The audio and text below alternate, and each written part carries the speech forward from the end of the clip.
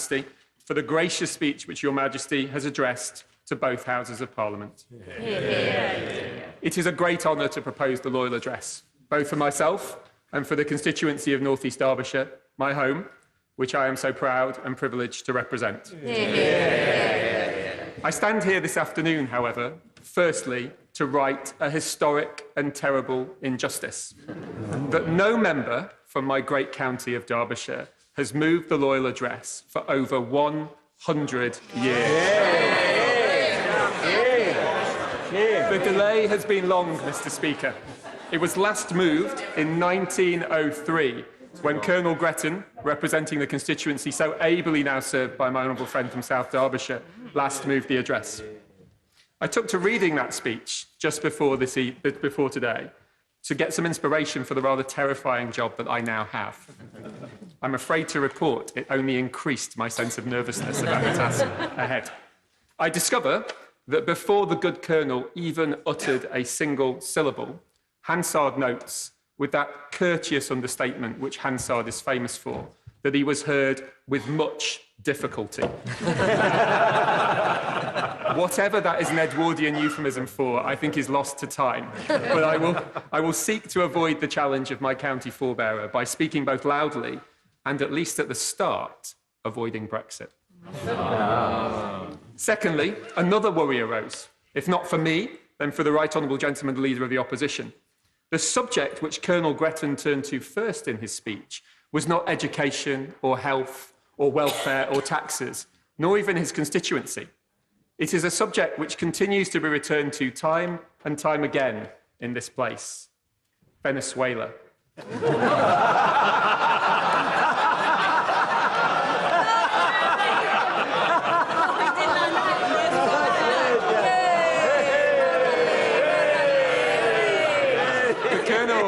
The Colonel was keen to explain that the recent policy successes in South America had been achieved without the destruction of personal property. I wonder whether our Venezuelan friends will have the same preeminence in 2019 that they did in 1903.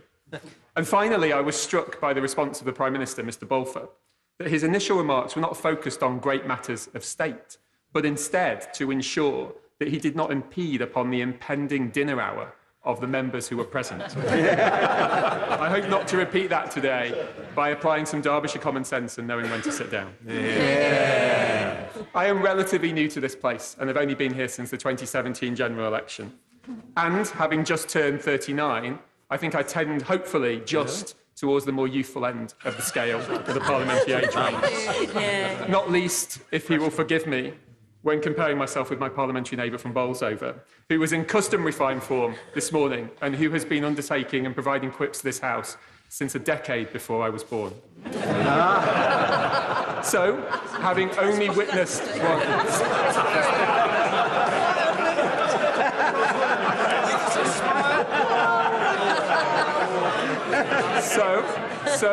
having witnessed only one Queen's speech here today, I searched for advice about how to do it this afternoon and discovered that the best definition was laid out by my right honourable friend from Sutton Coldfield in a speech in the 1990s. My joy quickly turned to horror when, having read his remarks, I found I had been given a privilege by the Treasury bench, which is, and I quote, usually accorded to some genial old codger on the way out. Now, Mr. Speaker, I know that Brexit has aged us all in the last 3 years, but I didn't realise that my right honourable friends in government thought it had affected my youth so badly, nor how keen they were to apparently get rid of me. We meet today in troubled times, at the end of the longest parliamentary session since the Civil War. It is a time which more experienced members of this House tell us newer recruits is just not normal. Our precious body politic lies bloodied, poisoned by rancour and enmity, and until the hope of the last few days, paralysed by competing legitimacies. Our politics is fought over, sometimes viciously, and by those of us here in a way that I have never known in my lifetime. And I say that as a working class kid who grew up in the north during the miners' strike, who is the nephew of somebody who worked from the NUM and whose grandparents toiled under the villages that I now have the privilege to represent. So I have some knowledge of challenge and tumult. We are in a hard place, and all of us, whatever bench or chair we sit in, are responsible for where we end up. In the last few days, there is at least hope that this toxic and crippling fog, which we have created, might just be lifting, as the Prime Minister sketches an outline of a way forward. And I speak as someone who has been robust in my review of previous proposals. But the House must surely see, as I do, we have debated long enough. This is a moment for decision, and we were elected to make decisions. If there is light at the end of the tunnel later this week, and heaven knows I hope there will be, we have a fundamental responsibility in this place to try and resolve this most vexed of problems and allow our despairing and embittered country to move on. For the health of our democracy and to restore faith in this most venerable of institutions, in my view, we simply must get Brexit done. And I hope deep down that this place realises that it is time to get back to the other priorities of our country. And if it doesn't, this shattered Parliament will be given even shorter shrift than the residents of North East Derbyshire have already given it. They speak plainly and honestly in my 41 towns, villages and hamlets. They are good, honest, industrious men and women who are the quiet backbone of our great country. In Johnfield and Killamarsh, they seek only to get up every morning and get a fair crack of the whip and be able to get on.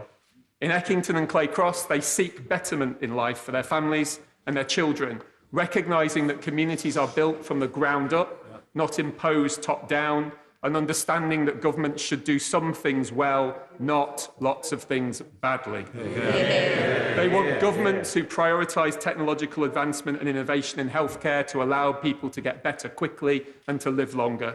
They want people who stand shoulder to shoulder with our brave officers on the front line through a police covenant. And they want governments who make it their mission to deliver fast broadband to all of our nations.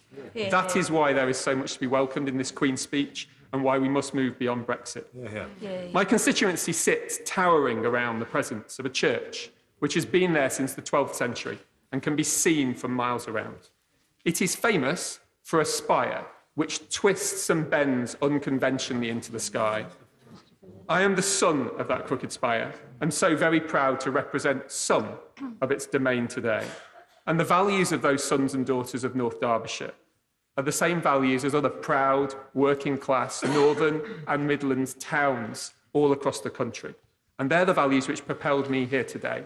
Hard work, aspiration, a hand up, not a handout, freedom, liberty, society, real opportunity for ourselves and for our communities, and a desire to be set free to allow our talents to achieve what we can and not be told how to live our lives. Last Friday, I returned to my old school, St Mary's in Chesterfield, to talk about the importance of democracy. It reminded me of the first time I came here, 21 years ago, on a sixth form trip, when we were welcomed by our Member of Parliament at the time, the much respected Tony Benn. I come from a very different political tradition to Mr Benn, but he is still held in high esteem in my constituency. In the same year, he kindly showed me and my fellow students around this benches. He stood somewhere on here and asked 5 questions of politicians, as he did regularly. They are as pertinent today as they were then. What power have you got? Where did you get it from? In whose interests do you exercise it? To whom are you accountable? And how can we get rid of you? I hope we remember that in the days ahead. And so, Mr Speaker, as we turn the page on one of the most tumultuous parliamentary sessions of our lives and dare to hope of new beginnings in a new one, I close by turning back to the Prime Minister, Mr Balfour, who responded to the last Derbyshire MP to propose a loyal address. Mr Balfour was a remarkable man who contributed much to our civic and political life in this country. And he was reputed once to have said, "Nothing matters very much, and few things matter at all." That may or may not be true. But in this most tempestuous of times, I think that most of us in this place recognise that the coming days do matter, that our nation is watching, anxious with hope and belief to move on. North East Derbyshire wants to move on and return to the priorities of the people so ably outlined in this programme of government. I think the country does too.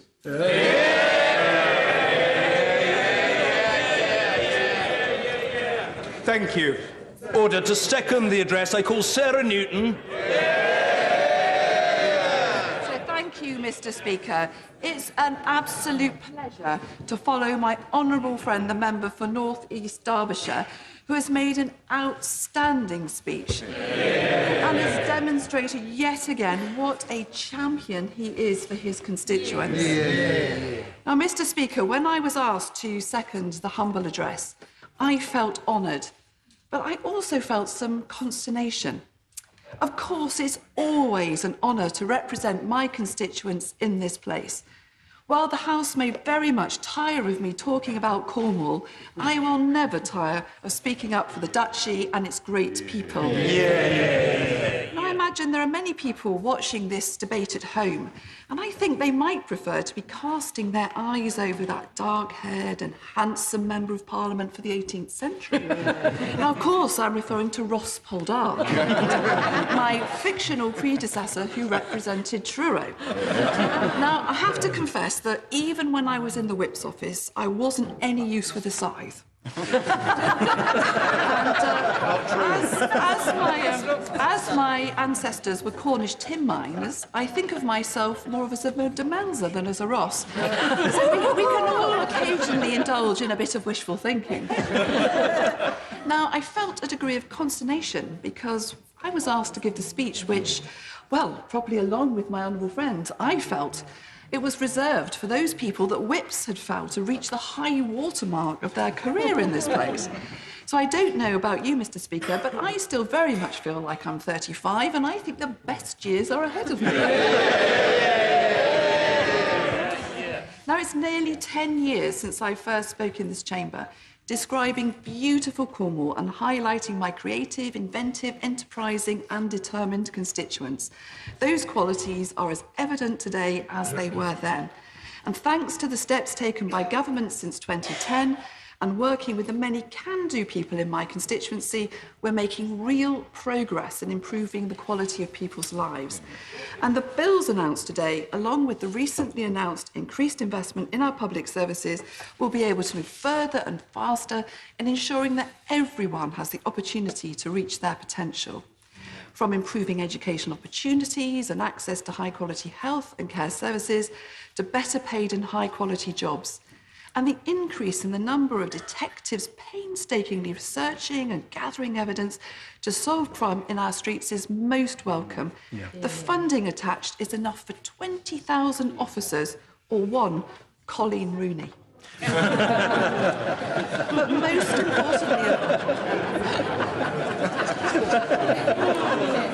most importantly of all, leaving our natural environment in better condition than we found it. Our excellent local enterprise partnership has rightly identified Cornwall's abundance of natural resources, which, when harnessed, will make a massive contribution to the government's clean growth strategy. In my maiden speech, I singled out the potential for deep geothermal energy as a significant renewable energy technology. And I'm delighted to report to the House today that we now have the hottest, deepest hole in the UK and that trials to generate electricity are well underway. Now, it's been a long journey and the determination of all involved in this project clearly illustrates the UK's global leadership on tackling climate change. We're now working on floating wind in the Celtic Sea, which has even greater potential. Mr. Speaker, the UK has decarbonised faster than any major economy, reducing our emissions by 38% since 1990. We know we need to go further and faster, which is I'm very proud that it was a Conservative government that supported the world-leading net zero target, and today is setting out measures that will enable us to do this. The landmark Environment Bill is a huge step in ensuring we leave the natural environment in a better state than we found it.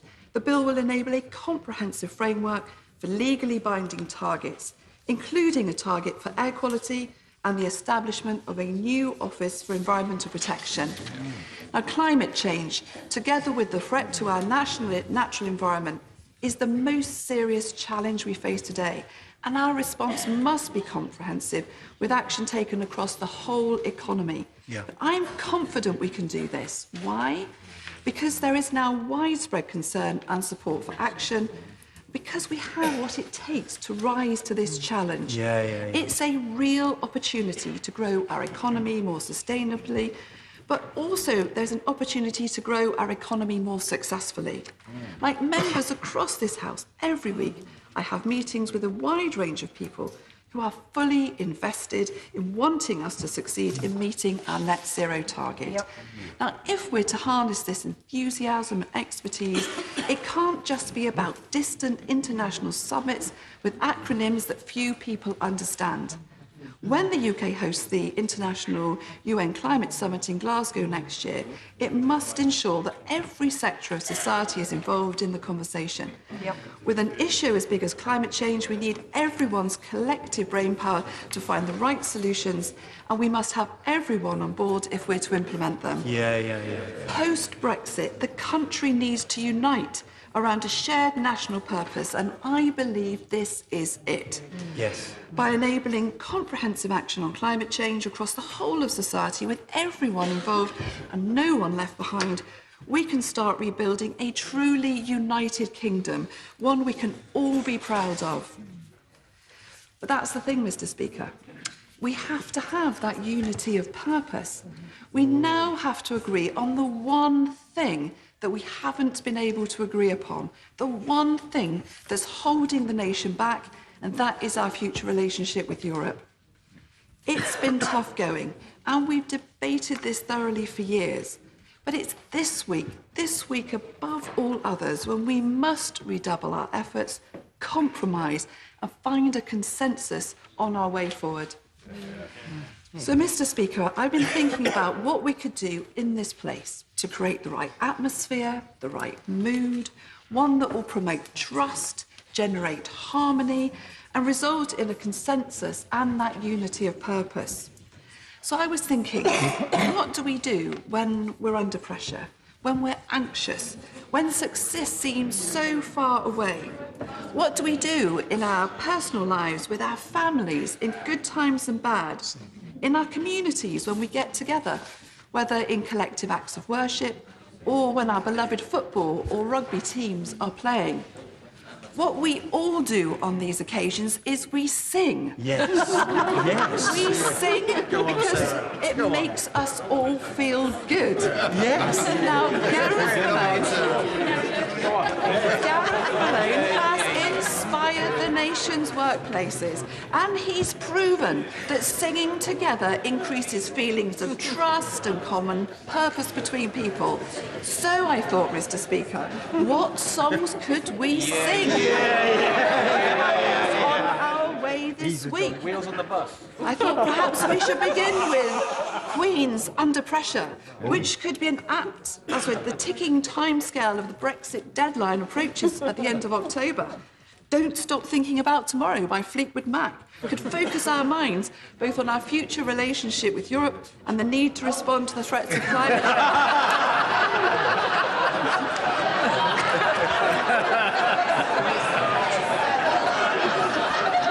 To encourage greater cooperation between all members in this House, we could be singing We're All in This Together from High School Musical, or Meet Me Halfway by Black Eyed Peas. I hope we could work our way through this songbook. We would eventually unite in a rousing rendition of Johnny Cash's I Can See Clearly Now, leading us ultimately, I hope, to Gloria Gaynor's Let's Make a Deal.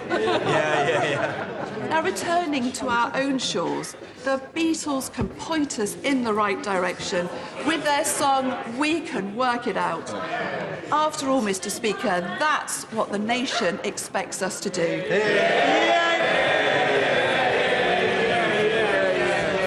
Thank you. The question is that an humble address be presented to Her Majesty as follows.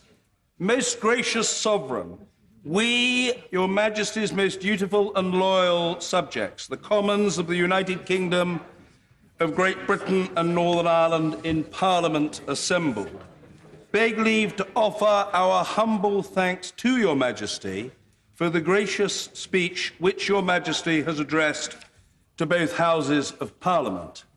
The Leader of the Opposition. Go on, Jeremy.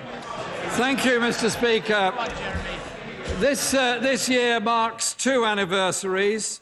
The 70th anniversary of the 1949 Parliament Act, which asserted the primacy of this House over the then hereditary House of Lords. And I think in our deliberations this week, it's worth remembering the primacy of the House of Commons over that and over the executive. It's also the 50th anniversary of the 1969 Representation of the People Act, which I remember very well because it extended the vote to everyone over the age of 18. As we meet today, I think, Mr. Speaker, we should commit to strengthening our democracy and the vital role of this democratic House in holding the executive to account. By tradition, at the beginning of each parliamentary session, we commemorate the members of the House we've lost in the last year. Earlier this year, we lost our great friend Paul Flynn, a fiercely independent, passionate, very kind and very principled member of this House. I remember him reading out in this House the names of those who had died in the wars in Iraq and Afghanistan, two wars which he opposed. He briefly served in our shadow cabinet, and I think the whole House was enlivened by his performance. He joked at the first meeting, both the shadow cabinet and when he spoke from the floor, that there was a part of a job creation, that he was part of a job creation scheme for octogenarians. He wasn't there because he was an excellent orator, campaigner and member of the House as well. He was there because he was an excellent representative of the people of Newport West, the constituency he served so well and so passionately for 32 years. Mr. Speaker, today's proposer and seconder of the Loyal Address share a route to this place. Both were local councillors prior to entering the House. And I pay tribute to all those who put themselves forward to represent local communities as councillors, because without them, our democracy would be worse off. They work hard, long hours, and often not particularly well rewarded or appreciated for the work that they do. And I think we should recognise they are part of our democracy. I was a little surprised to see that the member for North East Derbyshire had been asked by the Prime Minister to propose the motion today, because I understand they've not always enjoyed the best of relationships. As we know, Mr. Speaker, the Prime Minister has earned a reputation for enjoying life to the fullest. During his time as London Mayor, I understand he became incandescent with anger and rage on learning that the honourable member, at that time a Westminster councillor, intended introducing a nightlife tax. Thankfully, the member was able to reassure the now Prime Minister that the nightlife tax only applied to car parking charges and not to other activities. Although on reflection, he may have missed a great opportunity of earning a great deal of revenue for the people of Westminster. I suspect it's no coincidence that the member for North East Derbyshire has shown great independence of thought as a politician, as he grew up in Chesterfield during the 1980s, a cradle of political dissent. Today, the member is again in danger of finding himself upbraided by the Prime Minister, this time as a member of the nose-ringed, uncooperative Crusties. Indeed, he took his arguments against fracking into the lion's den of the 2018 Tory party conference and predicted that his party's support for fracking would see them lose seats in North East Derbyshire, I assume. My late great friend Tony Benn, the honourable member for Chesterfield, in one of his last books, The Last Diary, said, the title was Dare to be a Daniel. I hope the honourable member continues to dare, and I hope he will also emulate the daredom, the experience and the wit of his neighbour, my great friend, the member for Bolsover. Yay. Researching today's seconder,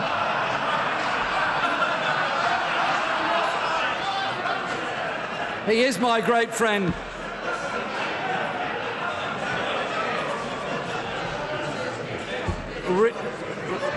Researching today's seconder, Mr. Speaker, the member for Truro and Falmouth, I believed I've uncovered yet another secret Conservative project originating in Merton in the 1980s that led directly to Downing Street 3 decades later. Chief of the Wimbledon set, as they became known, was the Right Honourable Member for Maidenhead. By her side stood her loyal lieutenants, the Honourable Members for Wimbledon, for Basingstoke, and of course Truro and Falmouth. Today, those are part of the Wimbledon set who are described as competent and professional, which really begs the question, how did the Right Honourable Member for Epsom and Ewell ever sneak into the Wimbledon set? Mr. Speaker, the House may not know this. Most expensive Transport Secretary we've ever had, don't worry about it. Mr. Speaker, the House may not know this, but in 2013, the Honourable Member and I found ourselves in political agreement. I was happy to support her early day motion to mark the anniversary of the death of Emily Wilding Davidson. I think it's worth the House hearing some of EDM 164. The House commemorates the centenary of the death of Emily Davidson, salutes her courage on behalf of the suffragette cause, and pays tribute to her and her fellow campaigners for their brave and ultimately successful efforts to secure votes for women. Mr. Speaker, while I may be dubious of the company she speaks, the Honourable Member is more deserving of the honour of seconding today's loyal address. Mr. Speaker, there has never been such a farce as a government with a majority of minus 45 and a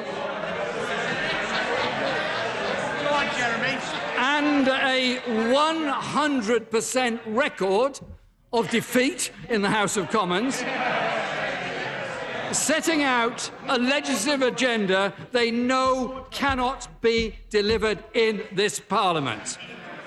And, honourable members, heckles about a general election. I said to the Prime Minister last month, get an extension, take us away from the dangers of a no deal, and then we're in a position to do that. So, Mr. Speaker, we may only be just weeks away from the first Queen's speech of a Labour government.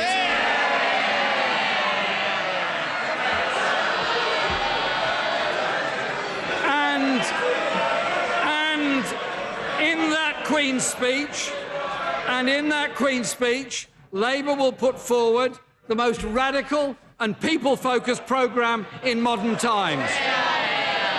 A once-in-a-generation chance to rebuild and transform our country. It will let the people decide on Brexit, build an economy that works for all, rebuild our public services that support everyone, tackle the climate emergency, and reset our global role to one based on peace and human rights. I'm grateful to the Right Honourable Gentleman for giving way. The Prime Minister gave the Right Honourable Gentleman the opportunity of having a general election tomorrow. Had that general election taken place tomorrow, if he'd have been successful, he would have been going to the Council of Ministers this weekend to negotiate. Why did he reject that opportunity when he's been calling for it all the time? Quite simply, Mr. Speaker, because we don't trust the Prime Minister. Mr. Speaker. Mr. Speaker, this government has had 3.5 years to get Brexit done, and they've failed. The only legitimate way to sort Brexit now is to let the people decide with a final say. To pass this House, any deal needs to meet the needs of workers and businesses. That means including a new customs union, a close single market relationship, and guarantees of workers' rights, consumer standards and environmental protection. And if I may say so, guarantees that the Good Friday Agreement will not be damaged or undermined in any way. A withdrawal agreement was announced, but we don't know yet if the government has done a deal. What we are sure of is that this House has legislated against crashing out with no deal, and that the Prime Minister must comply with the law if a deal does not pass this House. The Queen's speech talked about the opportunities that arise from Brexit, but the government's own figures suggest a free trade agreement approach will cause a near 7% hit to our economy, while a no-deal crash-out would cause a 10% hit. These seem like the opportunities that we could all live without. For many people, Mr. Speaker, the economy of this country is fundamentally weak. Since 2010, there are more workers in poverty, more children in poverty, more pensioners in poverty. There are more families without a home to call their own, and more people, fellow citizens, sleeping rough on our streets. Fewer people can afford their own home, and wages are still lower than they were a decade ago. Productivity is falling, and the economy contracted last month. At the weekend, Mr. Speaker, I was in Hastings on the south coast, where last year food banks, staffed by volunteers, distributed 87,453 meals. And 1 in 7 people in that town live in fuel poverty. Are those not shocking figures in this country in the 21st century? There was nothing in the Queen's speech to address our stagnant economy, nothing to address low pay and insecure work, nothing to reverse the rising levels of child poverty or of pensioner poverty. So, Go on, Seymour. Go on, Seymour. I thank my right honourable friend for giving way. Does he agree with me as well that the challenges now faced by rising child poverty, compounded by mental health issues that young people face, compounded by the rising special educational needs not being met by the resources that our education system needs, are contributing to a next generation growing up in despair, which the country will pay the price of for generations to come? I thank my friend for that intervention. We have almost a lost generation. Children going to school, understaffed schools, very few teaching assistants, head teachers going out with a begging bowl to parents to try to match the school budget, and too many young people growing up in incredible levels of stress, of bad housing, and of stress and worry about the future. That contributes to the mental health crisis that this country as a whole must address. So, will the Prime Minister match Labour's commitments to scrap the benefit freeze, end the benefit cap, ditch the bedroom tax, scrap the 2-child limit and the disgusting rape clause, and end punitive sanctions in the benefit system? Whilst, Mr. Speaker, we welcome the legislation to ensure employers pass on tips to their workers, something the Labour and trade union movement has long campaigned for, the government must go further, and I would urge them to listen to the package of measures set out by my honourable friend, the member for North West Durham, when she made a brilliant speech at the TUC earlier last month. This speech, Mr. Speaker, this Queen's speech today was supposed to herald an end to austerity and a new vision. Instead, it barely begins to unpick the devastating cuts to public services. The National Health Service, yes, we'll give way. I'm grateful to him for giving way. Would he agree that the climate and nature emergencies demand so much more than just the 6 words they were recorded in the speech, and an environment bill that will widely weaken the protections we currently enjoy as members of the EU? And would he join me in calling for a comprehensive Green New Deal to decarbonise the economy by 2030 so we can show we're genuinely serious about the climate crisis? I thank the member for that intervention. I am coming on to that in a moment, but I absolutely agree with her. What we need is a Green New Deal. We need a green industrial revolution, and we have to face up to the reality of the climate emergency. If we don't, the damage to the next generation and the one after that will be even worse. Our National Health Service has suffered the longest funding squeeze in its history, and life expectancy is falling and infant mortality is rising. Schools have had their budgets cut, class sizes have risen, and head teachers are sending begging letters to parents. Any member opposite who's concerned about that should simply take a walk down the road and speak to any primary school head teacher about the stress they're going through and the stress their pupils are going through. The police have lost over 20,000 officers whilst violent crime soars. The gentleman for giving way. Would he therefore support this government's policy to rapidly increase school funding? Well, if only they were, it would be a good thing. They chopped it for 10 years. All the off-the-cuff announcements by the Prime Minister since July do not add up to the austerity created by that party and by the Liberal Democrats during their period in coalition. Mr. Speaker, NHS England has made clear that core treatment targets cannot be met within the funding settlement offered by the government. They cannot be trusted with the National Health Service. Waiting lists are going up, waiting times are going up, and the shortage of GPs continues to create problems at every doctor's surgery. The government's refusals to guarantee key standards lets down the 4.4 million patients on the waiting list, all those waiting longer and longer in excellent emergency departments, and nearly 34,000 patients who waited over 62 days for cancer treatment last year. Shameful.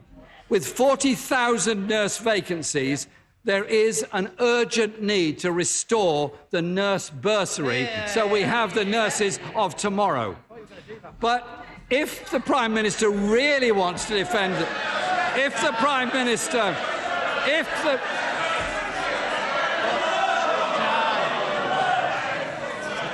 Mr. Speaker, if the Prime Minister really wants to defend the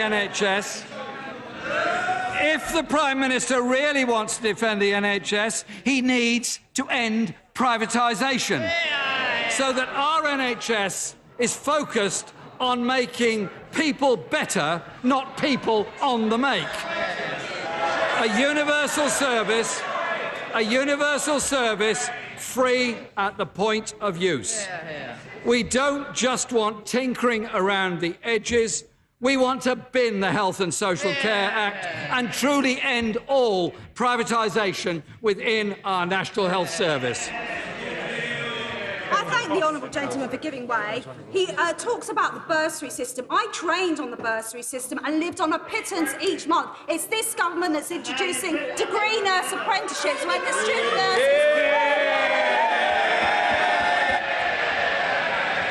Well, I've got news for her. It's her government that ended the nurse bursary system. Simple. So, will the Prime Minister support Labour's plans to provide free prescriptions to people in England, as has been done in Wales, Scotland and Northern Ireland? And will he back Labour's commitment to legislate for safe staffing levels in all our hospitals?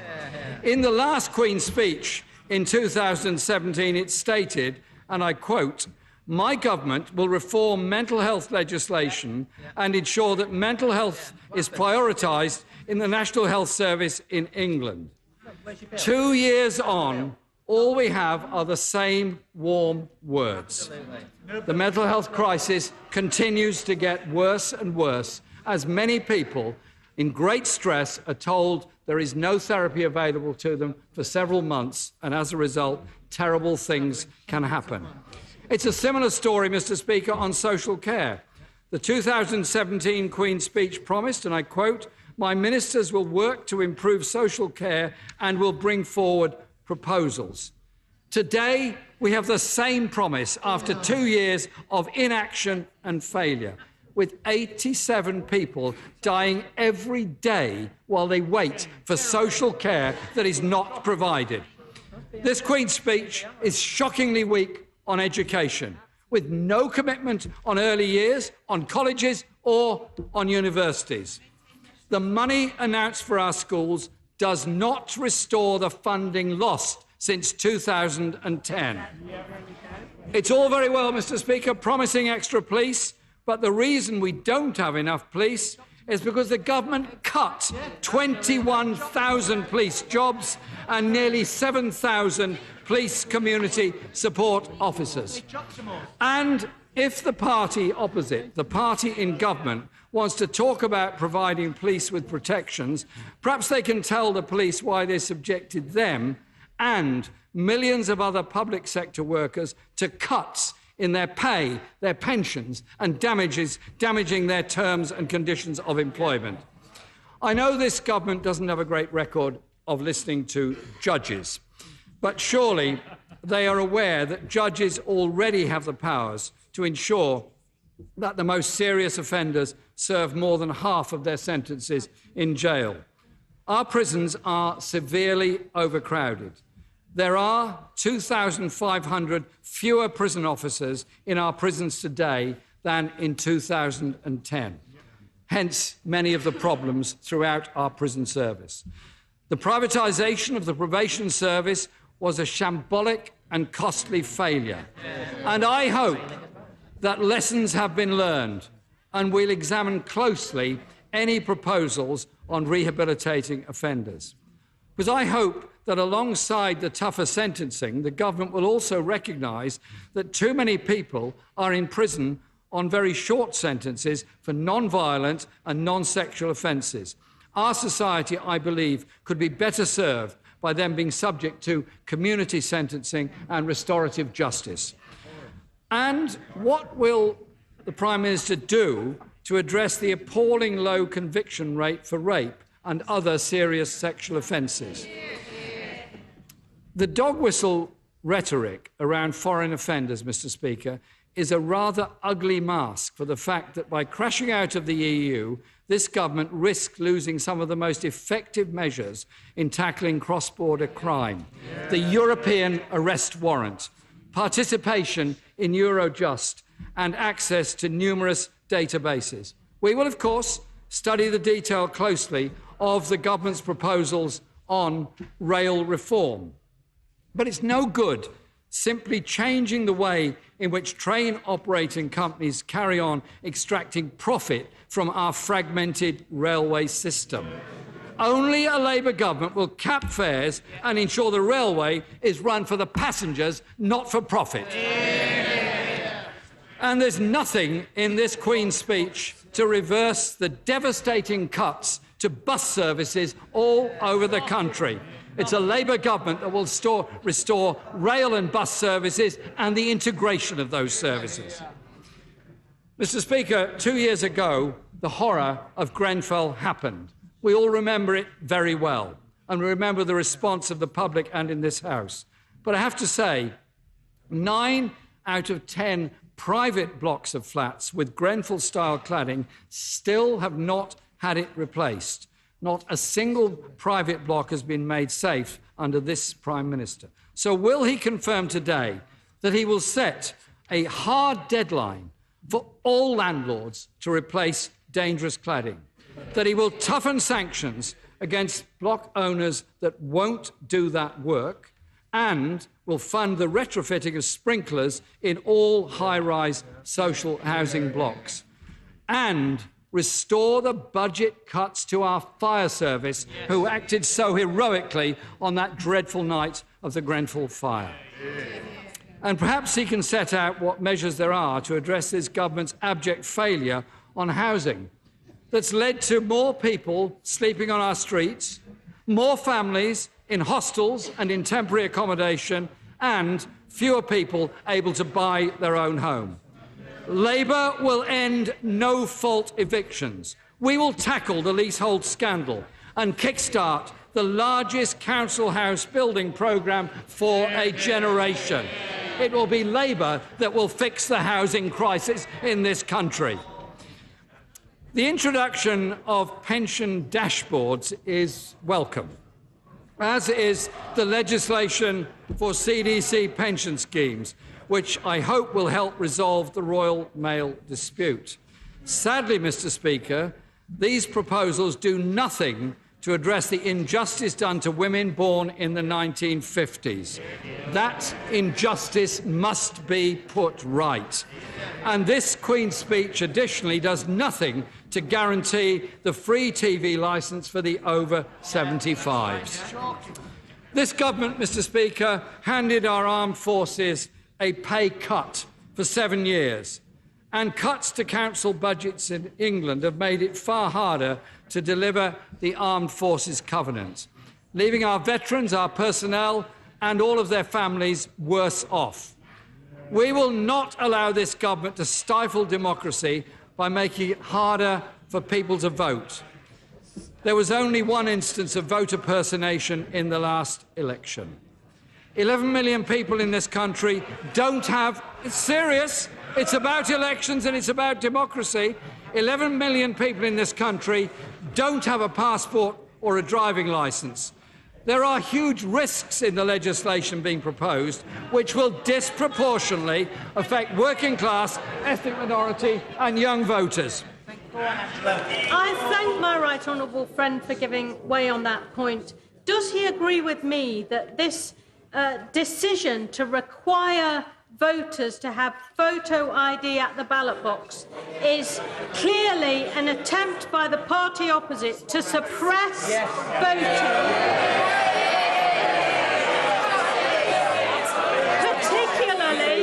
Particularly, Mr. Speaker, designed deliberately to hit the poorest hardest. There is no question, Mr. Speaker, and my friend is absolutely right. This legislation is designed to hit the poorest the hardest, those that don't have passport, don't have access to other identity, and will thus lose their right to vote and decide who governs in the future. Freedom. Order. The right honourable gentleman will give way when he chooses. He doesn't need to be told what to do by people gesticulating at him. Stop it. It's low grade, down market and out of keeping with the code. Jeremy Corbyn. Mr. Speaker, freedom of movement has given opportunities to millions of British people to live, to work and to retire across Europe. And it has benefited our economy absolutely immensely, with European Union workers playing a key role in sustaining many of our industries and our public service. No responsible member would vote to rip that up unless there is a proper plan in place. In the shadow of the Windrush scandal, the settled status scheme for European Union citizens risks another round of wrongful denial of rights and shameful deportations. I look forward to the Prime Minister assuring those European Union citizens that have made such an enormous contribution to our lives and our society that they will have a secure future in this country.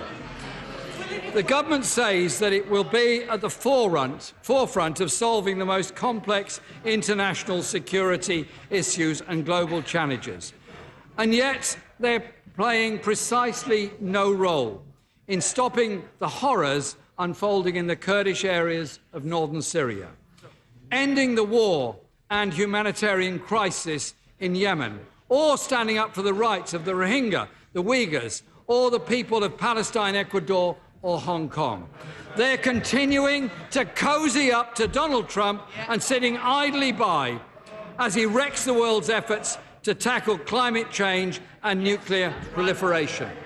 As the member for Brighton said on an intervention, the crisis of our age, Mr. Speaker, is the climate emergency, as declared by this House in May. But there is no action announced in this Queen's speech. So, Mr. Speaker, I pay tribute to the climate school strikers and to Extinction Rebellion. Sadly, the government hasn't listened.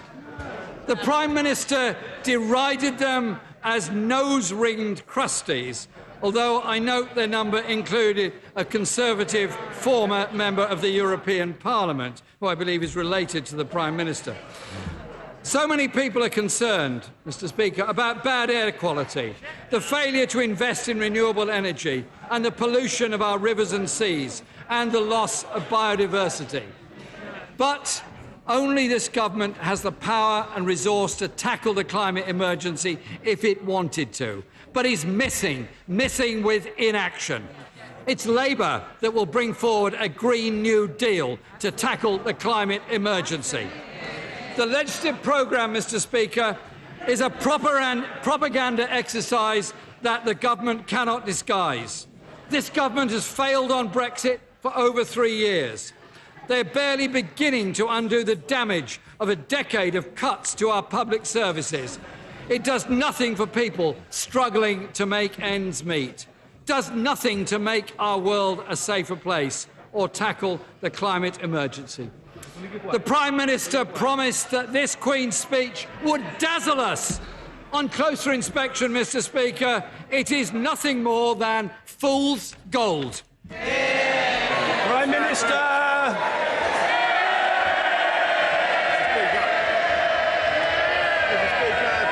Mr. Speaker, this government exists to serve the British people, and this Queen's speech delivers on their priorities. And by strengthening our NHS with the biggest programme of hospital building for a generation, by putting 20,000 more police on the streets, by unlocking the potential of the whole country with new infrastructure, better education and high technology, from gigabit broadband to a new national space strategy, we aim to create a new age of opportunity for the whole country.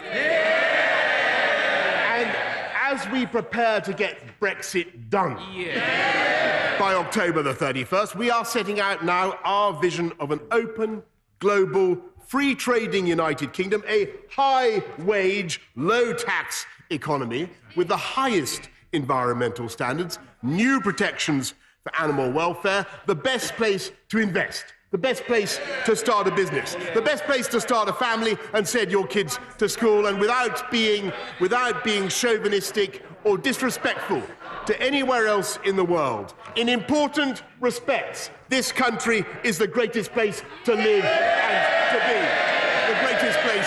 The greatest place on earth. Mr. Speaker, Her Majesty's gracious speech was proposed superbly by my honourable friend, the member for North East Derbyshire. The first Conservative to represent his seat since 1935, when presumably the honourable member opposite departed for Bolsover. And if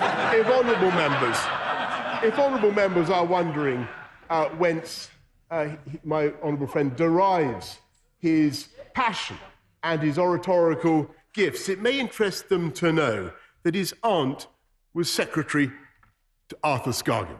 And I doubt that he shares many of the convictions of the former miners' leader, except one, that we should obey the democratic will of the people and get Brexit done by October the 31st. My honourable friend is also a passionate collector of airline memorabilia. His home is allegedly stocked a museum of airline wash bags, airline socks, and a vast fleet of model planes, including a model Extinction Rebellion protester glued to the roof. And all I can say to my honourable friend is cabin crew doors to automatic and cross-check, because his career is plainly about to take off, and his speech was in the very finest traditions of the House. Mr. Speaker, the Loyal Address was brilliantly seconded by my honourable friend, the member for Truro and Falmouth, who comes, if I can continue with the aeronautical metaphor, from a very different wing of the party. The modern Tory party is a vast and capacious low-carbon plane, by the way, and who has been highly successful as a campaigner for the rights of disabled people. And though she is known for her calm manner and her dulcet tones, when it comes to defending the interests of her native Cornwall or protecting the pasty against the fiscal depredations of former chancellors, she can be as fearsome as any Falmouth seagull going your chips. And on the most divisive issue in modern Britain, which plagues us to this day, it is well known that she has come down on one side and will not be budged. It is jam first, not cream on your scones. She is, Mr. Speaker, she is Cornish to her roots, and her speech also was in the best traditions of the House. Mr. Speaker, let me join the right honourable gentleman in paying tribute to the much-loved and greatly missed Paul Flynn, who served his constituents in Newport West for 31 and a half years, a proud and witty Welshman who earned this obituary from Goldie Looking Chain, a South Wales rap ensemble straight out of Newport, is what they said. As an MP, he was well respected since 1987, when first elected. Across the parties, Paul was revered, and it's just possible he was born with that beard. Across the floor, far and wide, respected across the political divide, regardless of your own stance, left or right, raise a glass to Paul tonight. Mr. Speaker, I have no ideas as to the political preferences of the band members, Two Hats or Eggsy, but I think the whole House, I think the honourable lady may be right in what she interjects from a secondary position, but I have no doubt that the whole House will agree with their tribute to Paul Flynn. Mr. Speaker, the speeches from my honourable friends from North East Derbyshire and Truro and Falmouth were in the finest traditions of the House, and the speech from the Leader of the Opposition was in the finest tradition of the tergiversating Leader of the Opposition. First he was opposed to no deal, now he seems to be opposed to any deal. First he was in favour of delivering Brexit, now he wants a second referendum. First he wanted an election, actually he wanted an election for quite a long time. Now he'd much rather not. He resembles a Janus, a push-me-pull-you facing both directions at once and yet unable to decide for either. His policy on cake is neither having it nor eating it. And frankly, I fear for his political health, because we can all see the Soviet era expulsions that are taking place in his circle, as one by one his lieutenants are purged, as Lenin purged the associates of poor old Trotsky. And there is Lenin, Mr. Speaker, the veteran fabricator of GLC budgets, as the Shadow Chancellor tightens his icy grip on the Labour Party. The contrast becomes ever starker. We're putting up wages, contrary to what he just said, we're putting up wages with the biggest expansion of the living wage ever seen. They would put up taxes, he would put up taxes. We will control immigration with a points-based system. He wants to, and of course, and let me anticipate the point that my honourable friend is going to make, and we will look after the interests of the 3.4 million. They want to abandon immigration controls altogether, to judge by what he has just said. We back our armed services. He sides with their enemies historically. He sides with their enemies, and he has said he would like to disband them. We want to strengthen, and we will strengthen our United Kingdom. He would break it up, and I will give way to the honourable gentleman. I'm very grateful to the Prime Minister for giving way. He was just saying there about how his government backs the armed services. He'll be aware that our army is almost 40,000 fewer than it was when the Conservatives came to power. He'll be aware that those people who are serving in our armed forces have seen their wages cut in real terms 7 years in a row. Tell us what he would do for a set of armed forces who he wasn't backing. Mr. Speaker, I think that he should support a government, and I hope that he will support the government in the divisions that is putting another £2.2 billion into our armed services, increasing spending on our armed services by 2.6%, investing massively in shipbuilding and taking our armed services forward. And as he may know, there will be measures coming forward as a result of this Queen's speech which will do more to protect our armed services. And I give way with pleasure to my honourable friend. To the Prime Minister for giving way. Defence is linked to foreign policy.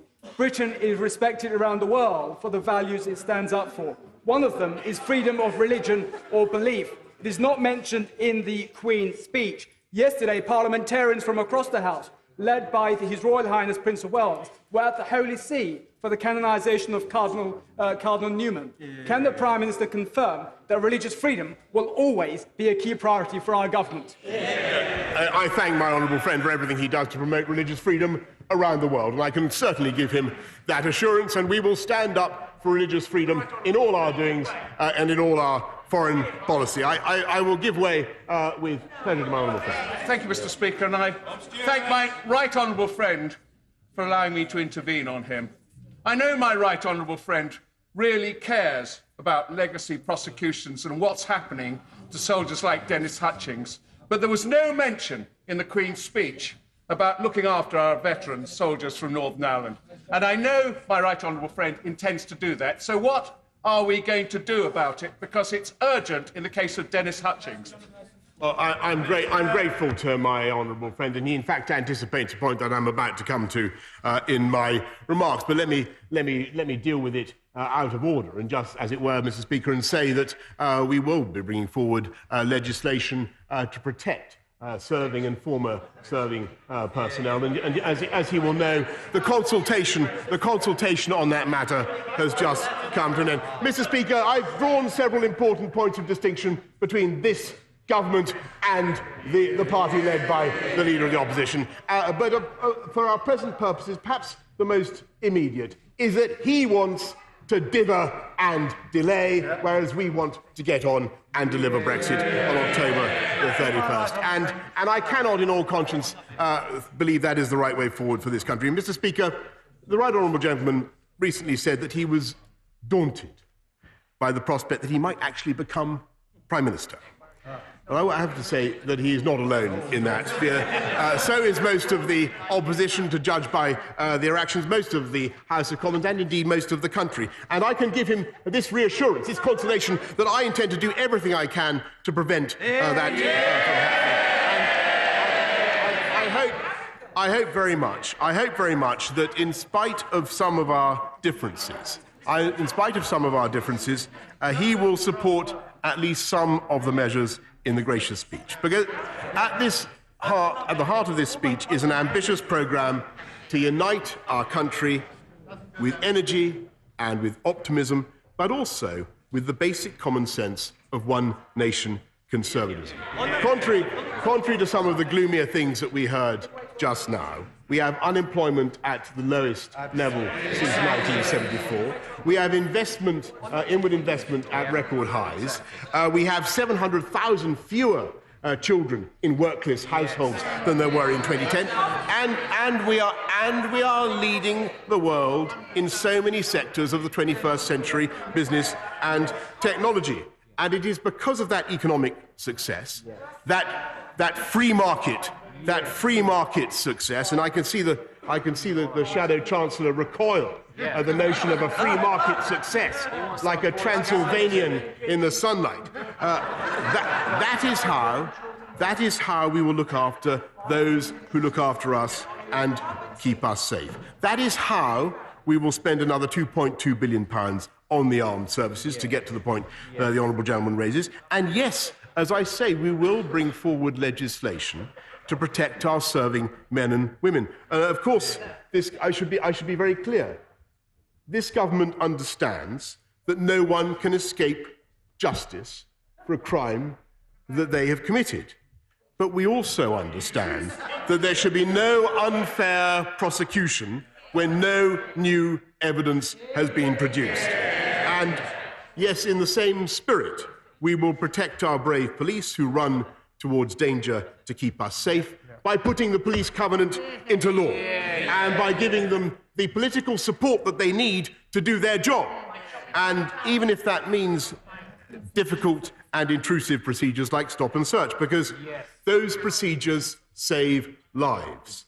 And as we back our police and insist on serious sentencing for serious crimes, and I think it was the Labour Party that instituted automatic early release, this government, this one nation government, also insists. Yes, I'll give way with pleasure. Yes. Thank you, Mr. Speaker. Can I congratulate the leader of the Conservative Party, our Prime Minister, on delivering an excellent Queen's speech, the one of many over the years, I trust. He said rightly to the Leader of the Opposition that there should be no further dithering and delay, and I agree entirely. As we exit the EU on the 31st of October, can he confirm, once and for all, that the immigration bill that his government will bring forward will absolutely and unequivocally enshrine in primary legislation the rights of my mother and father and 3 million other EU nationals? Minister. Yes, and not only can I give him that absolute and unequivocal guarantee, Mr. Speaker, but I'm delighted to say that 2 million EU nationals in this country have already registered under the EU registration system. And I give way to the honourable gentleman. The Prime Minister for giving way. Could he give us an assurance that the legislation which he intends to introduce to protect those members of the armed forces, in keeping with his one nation philosophy, will include those who served in Northern Ireland, and he will not be detracted from that by the efforts of the Northern Ireland office, who would try to placate Sinn Féin rather than protect soldiers? Hear, hear. I'm very grateful to the honourable gentleman. I know that he campaigns passionately on this issue, and I merely repeat what I think he would agree with, which is that no one should escape justice for a crime that he or she may have committed. But it cannot be right that people should face unfair prosecutions when no new evidence has been forthcoming. And that applies across the whole of our country.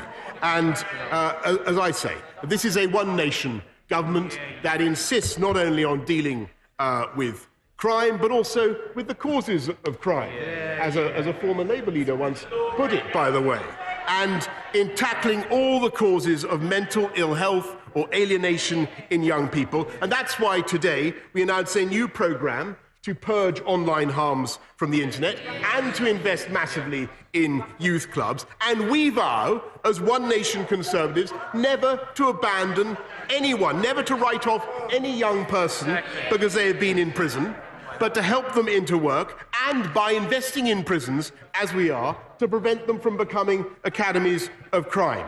And when we tackle crime as One Nation Conservatives, when we tackle the problems of mental ill health, we are doing something for the social justice of the country, because we all know that it is the poorest and the neediest who are disproportionately the victims of crime. And we know that it is the poorest who are most likely to suffer from mental ill health. And so it's our job as a campaigning government to level up investment across the nation. And I'm proud now that we are seeing the biggest programme of investment in the NHS for a generation. In 10 years' time, as a result of decisions that are being taken now, there will be 40 new hospitals. We have fantastic NHS staff. We have fantastic NHS staff, the best in the world. And it's time to give them the funding and the facilities that they deserve. And I'm proud, by the way, members opposite have shouted out about education. I'm proud that we're levelling up with a £14 billion programme of investment in our schools, in our primary and secondary, and I hope that they will support that, because we believe that is the best way to create and to spread opportunity more fairly and more uniformly across the country, to give every child a superb education. I give way to Mark. Can I welcome the Queen's speech and its emphasis on the people's priorities? Is my right honourable friend aware that in my borough of Bexley, people want Brexit done, but then they want a one-nation Conservative government going forward with all the other policies that we've got in the Queen's speech for the benefit of all the people? We don't want to go back to the Labour of the 1970s, which was a failure. Well, my right honourable friend is completely right, because what we have is a choice between a semi-Marxist opposition that would set this country back decades, if not Marxist, and a one-nation government that understands the vital importance of wealth creation. I give way with pleasure to the honourable lady. I'm very grateful that the Prime Minister's given way to a woman MP. Yes. And will he clarify whether, in the Queen's speech, where there was very little information about the climate change emergency, whether he will give a little bit more detail on what the government will do in relation to this pressing issue which is affecting so many young people and their mental health? I thank her very much for her question, and she's raising a very good point, because actually at the heart of the Queen's speech is provision for a new independent environmental regulator that will invigilate this government and any government in the future as we achieve our climate change targets. And that is how this country can hope to be carbon neutral, to be net zero by 2050. And that is what we are going to achieve, and that is our programme. I'll give way happily to the Prime Minister for giving way. He said rightly a moment ago that those who are poorest are hardest hit by crime. Can you explain, therefore, why, having lost 1,120 police officers, the Merseyside force has been told by the Home Office that it's only allowed to recruit 200 more? Well, I mean, the honourable lady raises a reasonable question, but the answer is that this is the first wave, and there are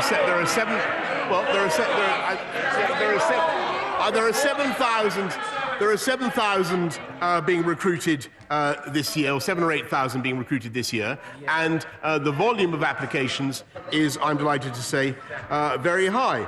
And I believe that our approach is right. I'd like to give way. I'd like to thank my right honourable friend for giving way, and just to pick up the point on the environment, because the Leader of the Opposition seemed to suggest that there was not much about the environment in this speech. Can the Prime Minister confirm that the UK is leading the world on the environment, leading the world on helping developing countries fight back against climate change, and that in this Queen's speech, which I have in my hand, there are new measures on water quality, on air quality, on committing to reduce emissions, on protecting our wildlife and our plants and our planet. Well done, Nicky.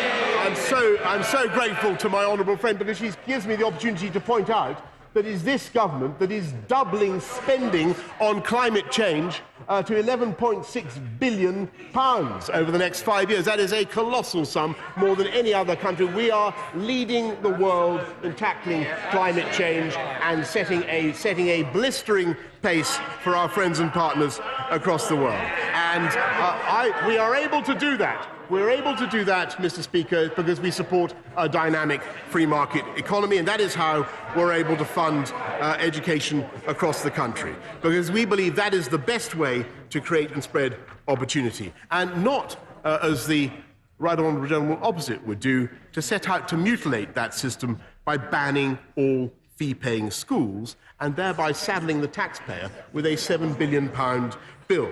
We want to give every parent the confidence that comes from properly inspecting schools, and I think it's frankly insane, Mr. Speaker, to scrap Ofsted with no plan to put anything in its place, when parents rely on Ofsted to keep their kids safe. And it's because we One Nation Conservatives believe in opportunity that we insist on standards in schools, and we insist on investment, and it's to allow young people to make the most of their education and their talents and to boost the productivity of all the UK that we are embarking on the biggest programme of infrastructure investment for a generation. I'll give way to the honourable gentleman opposite and then to my honourable friend. I thank him for giving way. In terms of educational opportunities, how does he think young people's opportunities are going to be affected when the aerospace, the chemical industries, Food and Drink Association have written to him saying the manufacturing sector is going to be very badly damaged by his deal, an industry that employs over 1 million people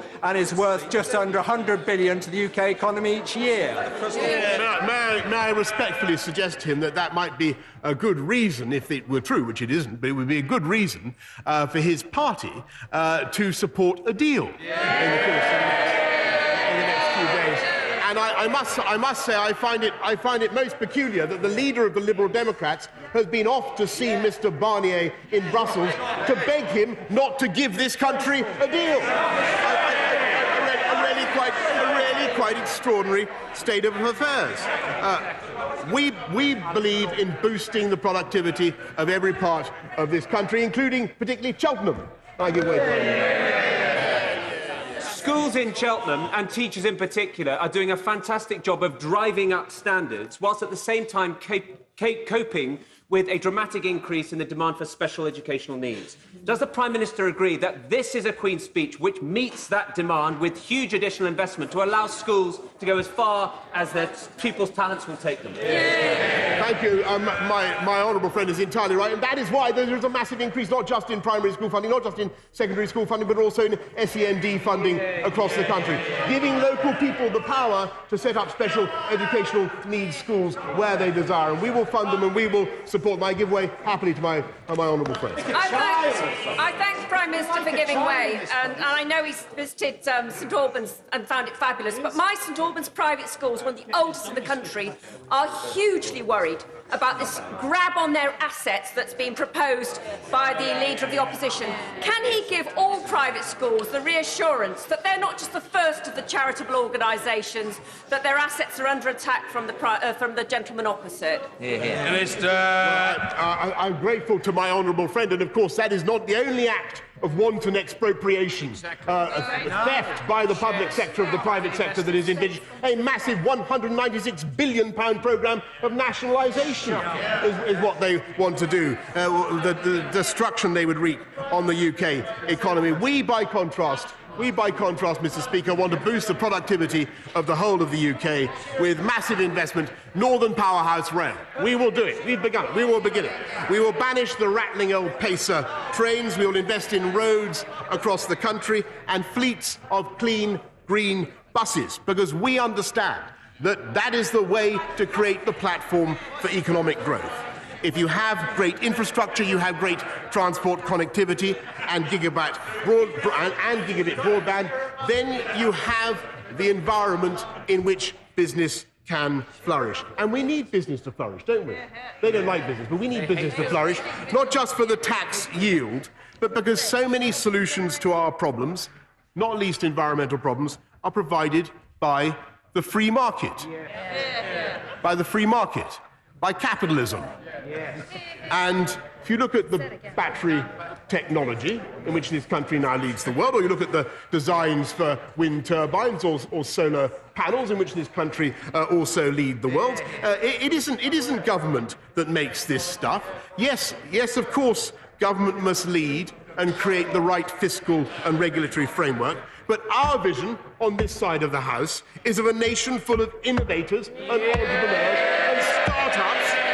And that is how the green economy will not only take this country forward, that is how we will become carbon neutral by 2050. That is how we'll do it. And that is the point that is understood by proud free market conservatives, including, as the right honourable gentleman was kind enough to point out earlier on in his remarks, including by some of my relatives who joined my crustier relatives, I should say, who joined the protests in the last few days, but understand the vital importance of free market economics for delivering the solutions we need. And what would Labour do, by contrast? They avowedly wish to destroy capitalism. He wants to foment the overthrow of capitalism. Not just that, he wants to whack up taxes on virtually everything from income tax to pensions tax to inheritance tax, the highest corporation tax in Europe they envisage, and a £196 billion programme of renationalisation. And worst of all, I will give way to the honourable gentleman.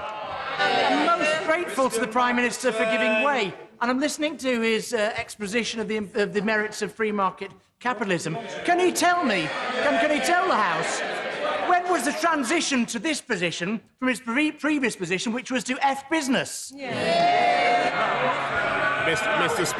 Speaker, the destruction that Labour would do to business is, I think, the single gravest concern that this country faces, far greater than any fears that they may have had about a no-deal Brexit. And worst of all, Mr. Speaker, for the certainty of business and for the confidence of business, this opposition, were they ever to obtain power, what would they do? They would simply delay Brexit. And they would delay Brexit with yet more paralysis and pointless procrastination.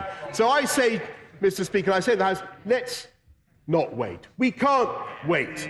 Let's get Brexit done so we can take back control of our money, our borders and our laws. Let's get Brexit done so we can regulate differently and better, getting life-saving medicines faster and more cheaply to market for the NHS, galvanising coastal areas with a constellation of new free ports, organising our immigration system ourselves so that we are open to talent, open to scientists. Come on, I will give way to the honourable.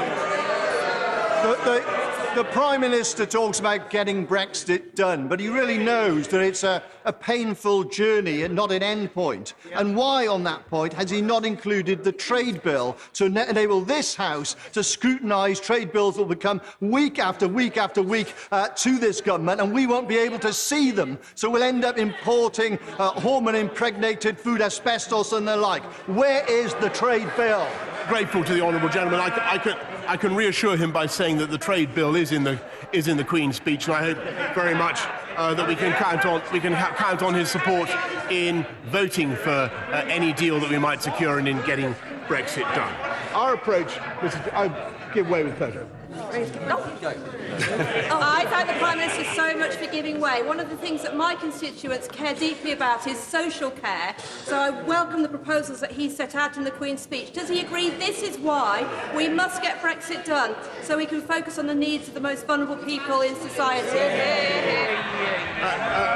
Mr. Speaker, my honourable friend is completely right, and I think there are people in this entire country are yearning for this House to come together, to work together and get Brexit done. And if we can get a deal, I think it would be the will of the people of this country for us to move that deal forward, because that is the way to get on with the priorities of the British people, not just controlling immigration, but also ensuring that we look after the interests of young people growing up in this country, give them the skills and investment that they need to match their talents.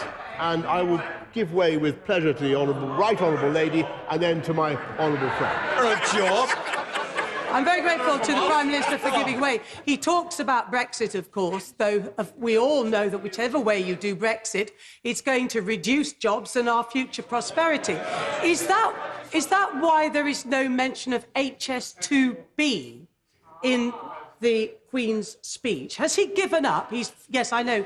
He's having to ask what HS2B is. That's the line via Towton in my constituency to Leeds that will serve the East Midlands and indeed Yorkshire. Has the government now given up on that vital piece of infrastructure? Because I'm grateful to my right honourable lady. She knows there is a review going on of HS2, but this is a government that will be conducting the biggest infrastructure revolution of our times, and I suggest that she contains her impatience until the Chancellor unveils his budget on November the 6th, and I give way to my honourable. I thank the Prime Minister for giving way. When I was re-elected in the 2017 election, myself and all of the MPs around me, including the Labour MPs, were elected on a very clear pledge to deliver Brexit. So can he assure me that he will not tolerate any of the attempts to get a second referendum? Because a second referendum is about one thing. It's about giving backward on that solemn pledge that we gave in the 2017 election to respect that result. Mr. Speaker, I concur entirely with my honourable friend. If there could be one thing more divisive, more toxic than the first referendum, it would be a second referendum. Let's get Brexit done. I give way to the Father of the House. I'm grateful to the Prime Minister.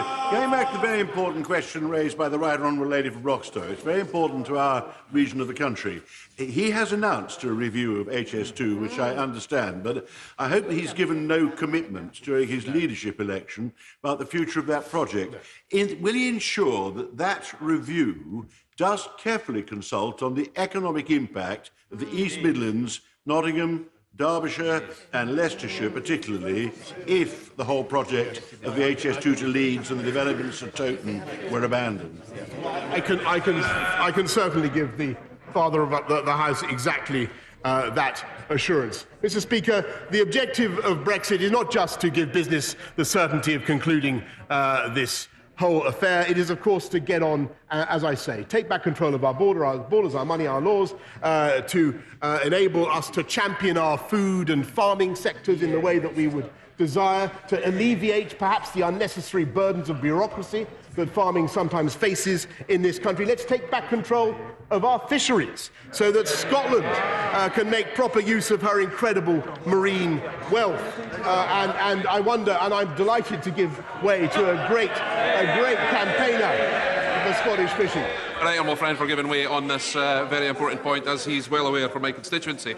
But does he also agree that the new fisheries bill will not only bring back the United Kingdom status as an independent coastal state, bring back a fairer deal for our fishermen, but also, as its number one objective, improve on sustainability of our fisheries policy? Well, my honourable friend is completely right, and I congratulate him on everything he is doing to advance the cause of Scottish fishing, which is in stark contrast, I may say, to his opponents on the SNP benches. As I never tire of pointing out, their whole policy is to hand back control of Scottish fishing to Brussels. Mr. Speaker, Brexit will bring all sorts of commercial, economic, and also humanitarian objectives. And I think it is very relevant to the concerns of this country that we will be able, for the first time, to ban the exports of live animals, which has offended people in this country for so long. And I wonder whether the right honourable gentleman has even considered that. Those are among the things that we can get done once we get Brexit done. But even before we get Brexit done, Mr. Speaker, let's get on. But I'm going to give way before I come to a juddering conclusion, Mr. Speaker. I'm going to give way to my right honourable friend. Well, I hesitate to intervene the Prime Minister and spoil his splendid peroration, except to say this: that Brexit gives the opportunity for us to revisit the issue of the common agricultural policy, which has disadvantaged our farmers and growers for years. Does the Prime Minister agree that we need to make more of our food in this country, and we need to back our farmers? Well, my right honourable friend has spoken with his customary wisdom, and he's entirely right. That is one of the opportunities that Brexit gives us. But even before we've achieved it, even before we've got Brexit done, let's get on with the proposals, with the measures announced in this Queen's speech. Let's get on with our vision. Let's get on with our vision for a Britain where fairness and balance are at the heart of what we do. A Britain where we fight crime, and demand justice for the victims, but where we also insist, and I agree here, I must say I agree with the right honourable gentleman on this point, where we also insist on rehabilitation of offenders and education in prison. And I'm going to give way for positively the last time. I'm very grateful because I welcome the Prime Minister's opportunity to revisit the Marxist-style expulsions from the Conservative Party. And whilst doing that, he can perhaps look at moving HS2 out of Edinburgh, where he could save £100 million on the route and invest it in energy efficiency infrastructure projects? Well, I'm very grateful to my honourable friend for her intervention. I must direct her back to the answer I gave a moment ago. We are looking very carefully at HS2, and I think she should wait until the review concludes. Mr. Speaker, we have a vision of a balanced and just and fair society where we fight crime but demand justice for victims, where we educate in prison and demand rehabilitation, where we fund superb education and healthcare, not in spite of our belief in the free market. Again, he flinches. He flinches at the mention of the free market. But because we understand that a dynamic wealth-creating economy is essential to pay for those public goods. That is the vision for the society I believe in. A generous, tolerant, outward-looking and humane society. That is the vision at the core of this Queen's speech, and I commend it to the House.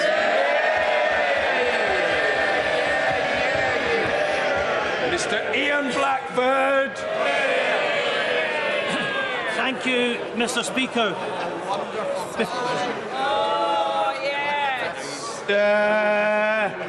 Appeal to honourable and right honourable members who are leaving the chamber to do so quickly and quietly so that the rest of us can afford the right honourable gentleman the courtesy to which he is entitled. Mr. Ian Blackford. Thank you, Mr. Speaker. And before I begin my response to the Queen's speech, I'm sure you're aware of the news from Spain today that a number of Catalan politicians that have been arguing for self-determination, including a former Speaker of that Parliament, have been imprisoned. Mr. Speaker, it is right that politicians here and elsewhere throughout the world have the rights to argue for self-determination. And I'm proud to say that the Scottish National Party conference meeting today in Aberdeen has passed a motion in solidarity with our friends in Catalonia. Mr. Speaker, we stand with the Catalans that have been imprisoned for standing up for the rights of self-determination.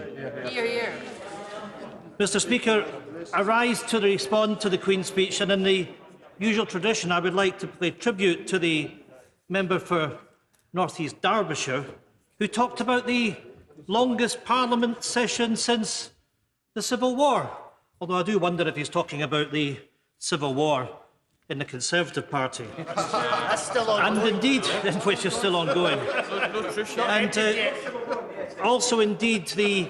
Well, actually, no, there is no civil war in the SNP. I think you will find that the SNP is absolutely united.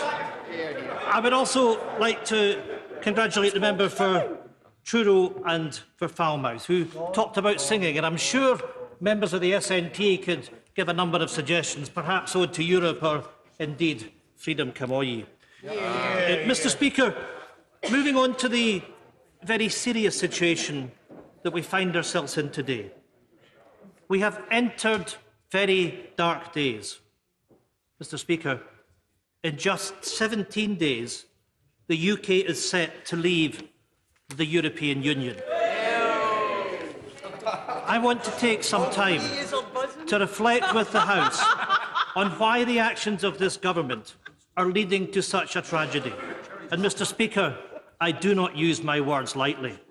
Leaving the European Union is a tragedy.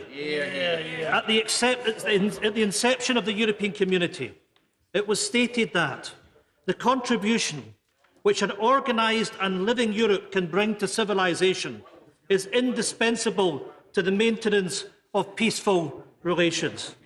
And, you know, maybe the Prime Minister might actually show some respect to the debate rather than sitting and laughing about those that established the European community. The European community was born in the aftermath of the Second World War, after two devastating world wars that brought death, destruction and misery. The European Union is the greatest example of political cooperation and of peace. Leaving behind the scars of war, the pain of loss, and instead choosing to take the hand of friendship across this continent. The United Kingdom joined with European partners to say never, not ever again, would we compromise peace and stability, and that the European Union would work as a beacon of hope and a guiding light for continued peace, to avoid conflict and the loss of more lives. That is the European Union, Mr. Speaker, that my colleagues here are so proud of. Mr. Speaker, for decades, the United Kingdom has played its role as an equal partner with member states across Europe in the pursuit of inclusion, of tolerance, of solidarity, of freedom and of peace. Through the European Union, we have prioritised human dignity, worked together to deliver equality, protected human rights and preserved the importance of the rule of law and of democracy. I will happily give way. Thank you for giving way. How would he rate the performance of the common fisheries policy over the last few years? I'm going to come on to fishing and agriculture. But, you know, when I'm talking about the principles of what the European Union has meant to peace and stability, that's the response that we get from the Conservatives. That, quite frankly, is quite telling, and I have to say, I am amazed that the honourable member that I have respect for has lowered himself to a situation where he's talking about fishing, when we are talking about peace and stability that the European Union have brought us. Mr. Speaker, I will in 1 second. Mr. Speaker, we have not yet left the European Union, and yet we have already have a preview to the Prime Minister's contempt for democracy and the lack of respect for the rule of law. Leaving the European Union risks the protection, the rights and the values that have made our democracy possible. The rights that we have all shared as EU citizens. To live, to work, to receive an education in each member state are about to be torn from us if this government gets its way. Rights that perhaps that many of us have taken for granted. The great right of freedom of movement, to be stopped by a government in its own warped sense that it somehow sees this as a victory. I'll give way first to my honourable friend. Mr. Speaker, I thank the right honourable gentleman for giving way. We have our political differences, but the fact is the right honourable gentleman represents the biggest constituency in the UK, and I represent the second biggest. When it comes to fisheries, the EU over many years has paid for whole harbours like Kinloch Berby, paid for roads, paid for airports, paid for bridges. Is it not utterly reprehensible that there's nothing in the Prime Minister's plan to replace this crucial money for my constituents? I thank my honourable friend, and I didn't think we had that many differences, but there we are. But, you know, he's absolutely right. As I travel around Roskilde and Lochaber, and as he travels around Caithness and Sutherland, it's absolutely the case that the signs are everywhere as to what the European Union has brought to our constituents. The signs of the investment that Europe has brought to our constituents. The European Union citizens that have found a home in our constituents, those that are prepared to say that the Highlands and Islands are their home, and we are also glad to welcome them as part of our community. I'm grateful to my right honourable friend for giving way. Just to turn back to freedom of movement for 1 second, because it happens so often that members of the benches opposite, historically illiterate, so they are, that they cheer the ending of the freedom of movement in this country. Isn't it the case that freedom of movement remains and will probably always be the greatest economic, social, cultural and peaceful diplomatic achievement anywhere, not just in Europe, but frankly anywhere in the world? My honourable friend is quite correct, and we celebrate all of those that have come to live in our countries, given our membership of the European Union. And I stand as someone that's worked in the Netherlands. My son lived and worked in the Netherlands. My grandchildren are losing the automatic rights to live, to work, to get an education, to benefit culturally from everything that Europe has meant. And why? Because of the narrow ideology of the Brexit fanboys that sit on the government benches. Mr. Speaker, the rights that we have all shared as EU citizens to live, to work, to receive an education, as I said, are about to be taken from us. Rights that perhaps that many of us have taken for granted. That great right of free movement is to be stopped. That is a backward, retrograde, isolationist step.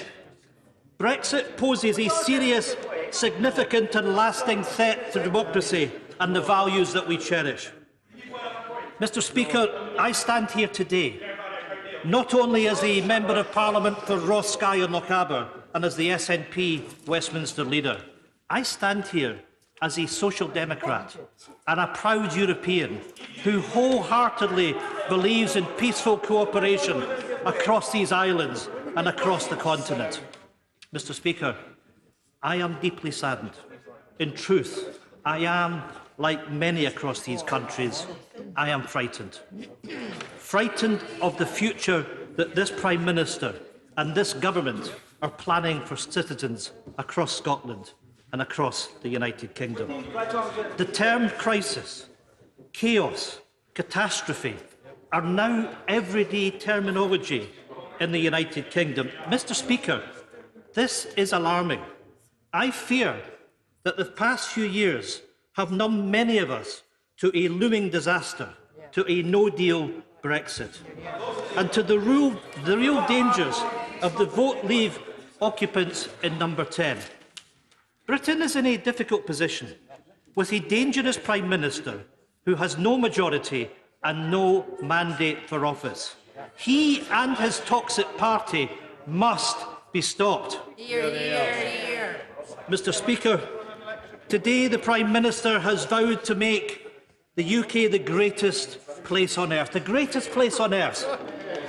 That is a comment straight out of the Trump playbook, and it's celebrated by the member for Stirling. That just about says it all.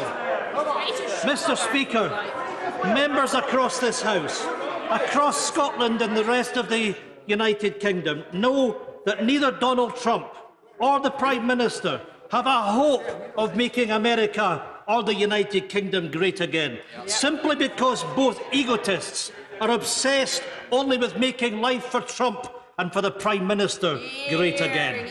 I'll give that. Very much. Can you tell the House what is wrong with the Prime Minister of the United Kingdom wanting to make this country the greatest place on earth to live?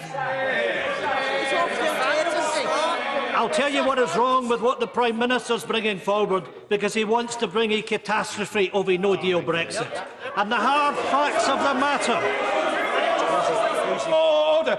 Order! I don't know whether it's something to do with the melodic susurrations emitted by the leader of the Scottish National Party, but there is an unfailing tendency of the government backbenches to holler at the right honourable gentleman in a most overexcitable, bordering upon demented fashion.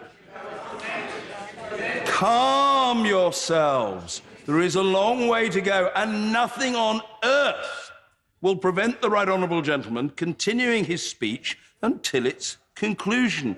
So lie back and think of either England or Scotland and get used to it, Mr. Ian Blackford. Thank you, Mr. Speaker, but perhaps the Leader of the House might need a little bit more space if he's to lie back, as he's prone to do. But no, look, this is a serious matter, because we know that if Scotland is taken out of the European Union against its will, that it will cost us up to 100,000 jobs. We know, because the government's told us, through the Yellowhammer document, that there is a threat to the supply of food, that there's a threat to the supply of medicines. And now we have the Chief Medical Officer for England telling us there is a threat to lives. And at the end of the day, Mr. Speaker, it is the government that's responsible for this. It is the Prime Minister that has it within his gift to recognise the calamity of what a no-deal Brexit would be, to stand up in this House today to say that he will respect the rule of law, that he will respect the Benn Act, And under no circumstances, Mr Speaker, will we be leaving the European Union on a no-deal basis at the end of October, because that, Prime Minister, would be an act of dignity. That would be an act that respects the rule of law. And I'll happily give the Prime Minister the opportunity, if he so chooses, to rise now and to tell the House that he will respect the law, that he is never, ever above the law. Well, there we are. There's the answer that the House needs. Mr Speaker, it is... Well, he might be tying his laces, but he's tying the Conservative Party in knots. It is worth noting that 10 of the bills introduced by the UK Government during the 2017-19 session did not complete their passage through Parliament, emphasising the chaos at the heart of this government, despite the length of the session. Mr Speaker, in contrast, just last month, the Scottish Government set out its latest programme for government and continues to pass progressive legislation such as the Climate Change Act, committing Scotland to being a net zero society by 2045. Today announcing 22 bills.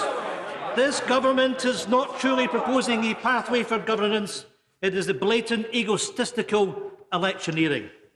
Another Tory toxic agenda, presenting wish lists for a Prime Minister who carries no majority in Parliament. This government's top priority is to leave the... You know, Mr Speaker, it gets a bit rich for someone who's behaving as if he's a Barrack Room lawyer, shouting out repeatedly. And I tell you what, I look forward to the members of Stirling being able to give their judgment on the behaviour of the individual.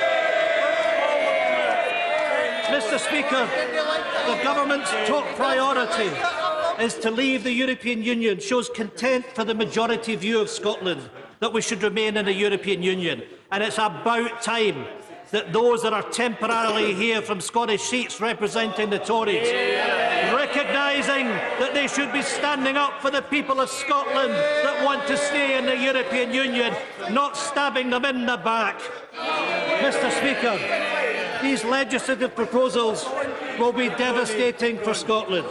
Despite the rouge and the fanfare around today, the Prime Minister isn't really interested in delivering a new legislative programme. He's only interested in showcasing his party's manifesto. And what a regressive manifesto it is. The speech is a missed opportunity to address years of austerity and punishing cuts in social security support. We call it social security, by the way. You call it welfare, and that's the difference. It completely failed to address the social security disaster the Tories have overseen since 2010. Mr Speaker, the Scottish National Party is clear that universal credit should be radically reformed, and the absolutely disgraceful two-child cap on child tax credits, along with the appalling rape clause, must be scrapped immediately. It is astonishing that this government continues to pursue a policy on inflicting hardship and economic harm on people across the United Kingdom. The sheer hypocrisy that this speech is heavy on law and order from a Prime Minister that's prepared to break the law. You really couldn't make it up. Found by the Supreme Court to have given unlawful advice to the Queen. Then the Prime Minister told the Commons he would not abide by the Benn Act. However, he then gave a sworn promise to the Scottish courts that he would obey the law and issue a letter for extension if no deal is agreed by the 19th of October.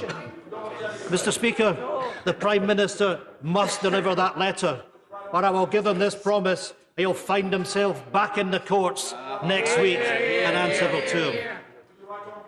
Then, of course, on Thursday, the 3rd of October, the Prime Minister told the Commons his proposals would not create physical infrastructure on the Irish border, which the Taoiseach then called out, stating simply that United Kingdom proposals would mean infrastructure on the border.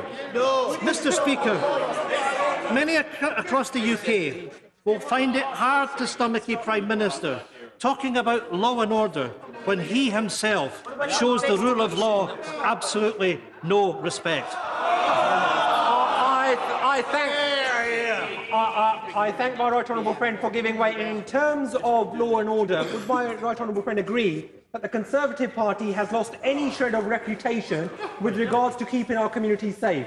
In constituencies like mine, within Slough, knife crime and violent crime is the highest on record, whereby communities are no longer feeling safe because more than 21,000 police officers have been cut, 7,000 PCSOs, 5,000 specials. That is why we need to get rid of this Conservative government. Would you agree? I absolutely agree with my honourable friend. He makes a great deal of sense, because the harsh reality is that the Conservative government has cut police numbers alarmingly over the course of the last 7 years. And it stands in direct contrast to the performance of my government, my Scottish government, that has increased police numbers in Scotland and has recognised the challenge that violent crime, that knife crime has meant, and how we have dealt with that in a progressive manner north of the border. So he's absolutely correct. And of course, in the context of everything that we're discussing today, we cannot ignore the behaviour that's exhibited in this place, and in particular the language that is used. The language of the surrender bill, accusing those of us that wish to stay in the European Union, that our constituents have voted for, that we are collaborators. And yet the Prime Minister and his cronies talk about freedom of speech and blithely ignore the abuse, the online threats, the death threats that many honourable... Mr. Speaker, I have to say, I find it remarkable that there are many members of this House that have spoken eloquently of the death threats they have faced. And what we had from the government benches was loud guffawing. The fact that we lost a member of this House a few short years ago, and we have this kind of behaviour. There are too many members of this House that are being threatened. And the behaviour that is exhibited in this place, is a clarion call to those that wish to send threats to members of Parliament. And I appeal to everyone, I absolutely appeal to everyone, to think about where we are, to think about the importance of the next few days. And all of us, and I mean all of us, have a responsibility of calling out misbehaviour whenever it happens. For all across the House, whichever party it comes from, we have a duty to make sure that we create respectful debate and dialogue. And I commit myself and my party exactly to that. I will give him that. The right honourable gentleman for giving way. He makes a powerful point about the way that we conduct ourselves in this place, and I'm sure he'll agree with me. It's absolutely beholden on all of us that we are careful with our language, and that includes the language of our supporters. And I have had abusive, well, goodness knows, Mr. Speaker, I've had all sorts of abusive texts from all sorts of people. But I have to tell the honourable gentleman that includes supporters of his own party. Well, honourable members opposite shouldn't get too excited, because I've had them from, supporters from that side of the argument as well. So wherever it happens, whoever it comes from, it has to stop. Can I thank my right honourable friend? And I absolutely agree with every word that she said. And it's absolutely important that all of us have got the stance that must be taken as we call out abuse wherever it comes from. Wherever it comes from, it is not acceptable. And as political leaders, because we are all political leaders in this place, we need to get away from the toxic environment that we live in today. And, Mr. Speaker, I make it clear that we believe that our days in this place are numbered. Because we want Scotland to become an independent country in Europe. But the one promise, the one commitment that I give is that I want to. There's going to be a hard border. You know, you couldn't make this up, could you? We're actually trying to deal. We're trying to deal with the issue of abuse in politics, and someone shouts out, "Well, there'll be a hard border." The point I was just about to make is that as far as we can possibly achieve, I want any debate on Scottish independence to be respectful. It has to be about the future of our country. It has to be respectful of all points of opinions. And everybody has a responsibility to make sure that takes place. I'm very grateful to him. One of the most depressing sets of conversations I've had in the last few days is talking to members who've decided not to stand at the next general election, because a number of them have said that they're not going to do so because they are frightened either for themselves or for their families, or more often for their staff. And I just wondered, regardless of this conversation about how we conduct ourselves in here and elsewhere, it just seems to me ludicrous that it has now taken more than 3 years for IPSA and the House authorities to be able to come together to agree protocols for making sure that there are proper security arrangements in every constituency, home and constituency office. Is it not time we just got that right? In Blackford. Can I commend the right honourable member, because he speaks with absolute sense, and we have to give consignments to what is going on. I suspect there are not many members of this place that haven't had threats, many of them up to death threats. Let's be under no illusion. This is increasing. We all know it's increasing. And of course we need to make sure in particular that our staff members get protection. We've got to cool the temperature in this place. We have to accept the position of leadership that we all have. We are going to be going through some absolutely challenging days over the course of the next few days. Let's show some responsibility. Let's show leadership at what is a time of crisis. You're here. I am grateful to the right honourable gentleman for giving way, because he asked members of this House to call out misbehaviour. Would misbehaviour be the leader of the opposition, the leader of the SNP, saying that the SNP want to radically reform welfare, but don't actually want the powers transferred from this House to Holyrood? Would it be the leader of the SNP trying to say that Scotland's crime figures are better when serious and violent crime is at its highest level in Scotland under the SNP? And would he also agree that the SNP Scottish Government, led by Nicola Sturgeon, dodges the big ideas, makes bad policies worse and makes good policies bad? Not my words, but the words of Robin McAlpine, the Yes supporter, in an interview this weekend, who said the biggest impediment to independence is the SNP. Would you stop listening to him? Very desperate. You know, it's not my job to give advice to the Scottish Conservatives. I would respectfully say it might be a bit better if you try to engage positively and proactively in the position that Scotland is in. I'm grateful for my right honourable friend for giving way, and I'll ask him a question about the United Kingdom Government's Queen's speech. In the Queen's speech placed before the House by the Prime Minister, it says, "As the United Kingdom leaves the European Union, my government will ensure that it continues to play a leading role in global affairs, defending its interests and promoting its values." Does my right honourable friend agree that leaving the European Union diminishes the United Kingdom of Great Britain and Northern Ireland's position, and plays no part in supporting people like my constituent Jagtar Singh Johal and Azim Zahari Radcliffe in determining their freedom and ability to return home, while this government diminishes the role of the United Kingdom in the global order? I have to say, and I take no joy out of this, that my honourable friend is absolutely correct. And we should be discussing Nazanin. The fact that Nazanin's daughter has come home, and we are grateful that that is the case. But where is the government intervention on these matters?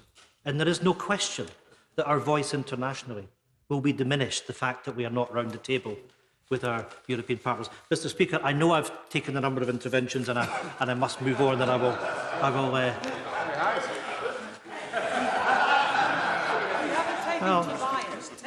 yeah, right. Let's move on.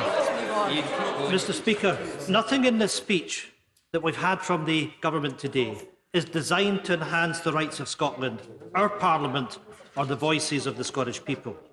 Most notable is the fact that this government plans to reintroduce an agricultural bill and a fisheries bill, showing contempt for our devolution settlement, seeking to sideline and silence the voices of Scotland.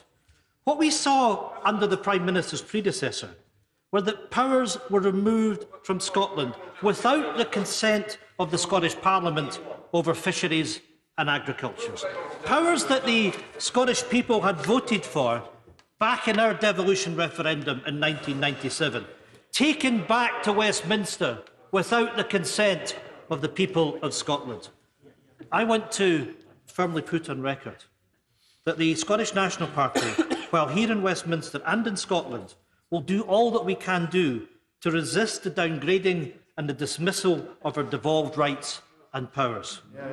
When Westminster talks of taking back control, they're talking about taking back control of fishing and agriculture, not from the EU, but from Scotland. Mr. Speaker, the day is coming, and coming fast, when the people of Scotland will have their say on Brexit Britain, or whether they wish to be an independent country in Europe. Let me remind the Prime Minister, who isn't in his place, he seems to have gone, despite the protocol he's supposed to be here for 2 speeches after he finishes, but let me remind him of the words of Parnell.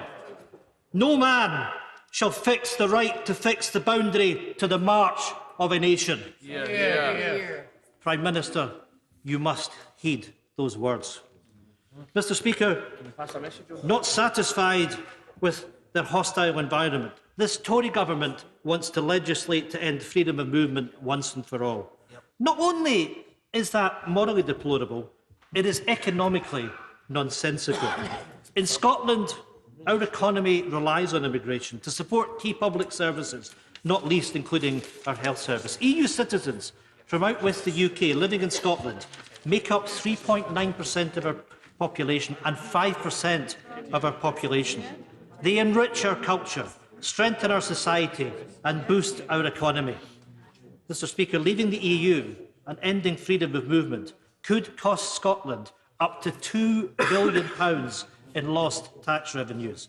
Restricting the rights and freedoms of citizens to come to Scotland will risk the delivery of key public services. But, Mr. Speaker, what do we expect from the Tories? Closing up borders isn't driven by fact or reason, but by an ideological, fundamental position from the governing party that immigration is bad. We've seen this fundamentalism in practice recently from the government, as they refuse to automatically guarantee permanent residence to all EU nationals in the UK, along with their families. This government is risking leading us into another Windrush scandal, making life impossible for thousands of EU nationals. The UK government should be working to keep citizens here and enable a fairer immigration system to deal with sectoral needs across Scotland and the UK, rather than focusing on forcing people to leave their homes here. The Conservatives need to stop playing with people's lives and drop the hostile environment once and for all. Mr. Speaker, the long-awaited pensions bill has appeared in today's announcement. On that point, I thank my right honourable friend for taking that intervention, and I wonder if he's as confused as I am in that, listening to the Queen's speech and hearing the Prime Minister's talk about the economic opportunities and how our economy is thriving under this Conservative government, how they can still somehow not find the money for women born in the 1950s who paid in for their pension and have not received a penny back. Does he agree that this is completely unjustified and that the Prime Minister would do well to remember that all these women have votes in this election that he seems so desperate to get?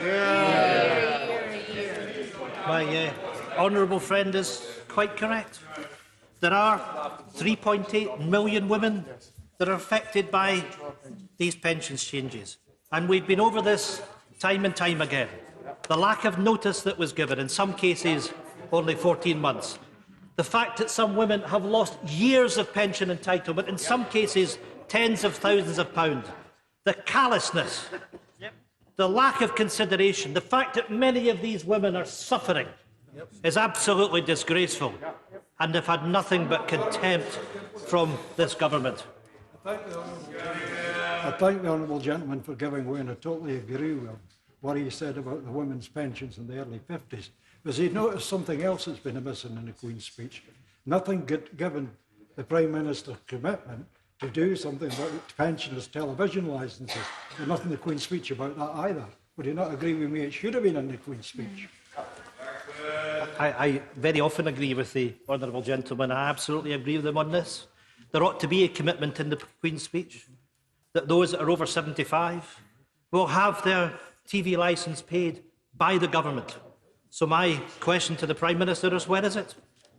Let's have that signal to those that are aged over 75 that they're going to have the comfort of being able to watch television and the licence being paid. I thank the honourable gentleman for giving way. We've just heard about the attack on women born in the 1950s. We've heard about the assault on the free TV licences, and we know about the changes to universal credit. Does he share my concern that this Queen's speech has done nothing to halt this relentless attack on pensioners?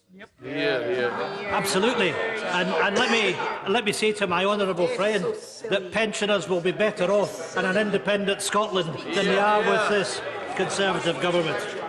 Mr. Speaker, what a missed opportunity that we've had in the Queen's speech. While the SNP welcomes progress on bringing forward legislation on the pensions dashboard, the bill falls short in a number of areas. The 1950s women that we have discussed. The government have a responsibility to address this hardship that has been visited on hundreds of thousands of women. It must be addressed in this legislation. It simply cannot go on any longer. Moreover, the Scottish National Party has consistently called for the establishment of an independent Pensions and Savings Commission to deal with policy gaps in delivering dignity and retirement. If the Prime Minister and his government are really interested in delivering on preparation for later life, then they need to get real. Not everyone has a Tory trust fund to fall back on. We need robust and responsive policy to deal with the crisis in pension saving that we simply can't wait for. So I plead to the government, don't mess this up. Establish the commission and use the opportunity to deliver a pensions bill that actually delivers fairness for older people rather than uncertainty, complexity and hardship. Mr. Speaker, the government have said as part of their efforts they will bring forward a new environment bill to set legally binding targets to reduce the use of plastics, restore biodiversity, improve water quality and cut air pollution. And we in these benches, we say, just about time. But while the government at last have woken up to the reality of the climate crisis, the devil will be in the detail. Already, the United Kingdom government is lagging behind the Scottish government with its commitment of ending the climate crisis. The SNP Scottish government has already in place more robust targets, so I say to the government, if it's ready to face the reality that our world demands action now, then follow the lead of the SNP Scottish government. Mr. Speaker, members across the House know that the single market has been achieved by removing barriers to trade and having a single set of trade rules across all member states. I want to move on just because I'm conscious that other honourable and right honourable members want to speak. For businesses in Scotland, that means being able to sell their goods and services to 500 million people without paying any tariffs and without having to adhere to completely different rules in each country.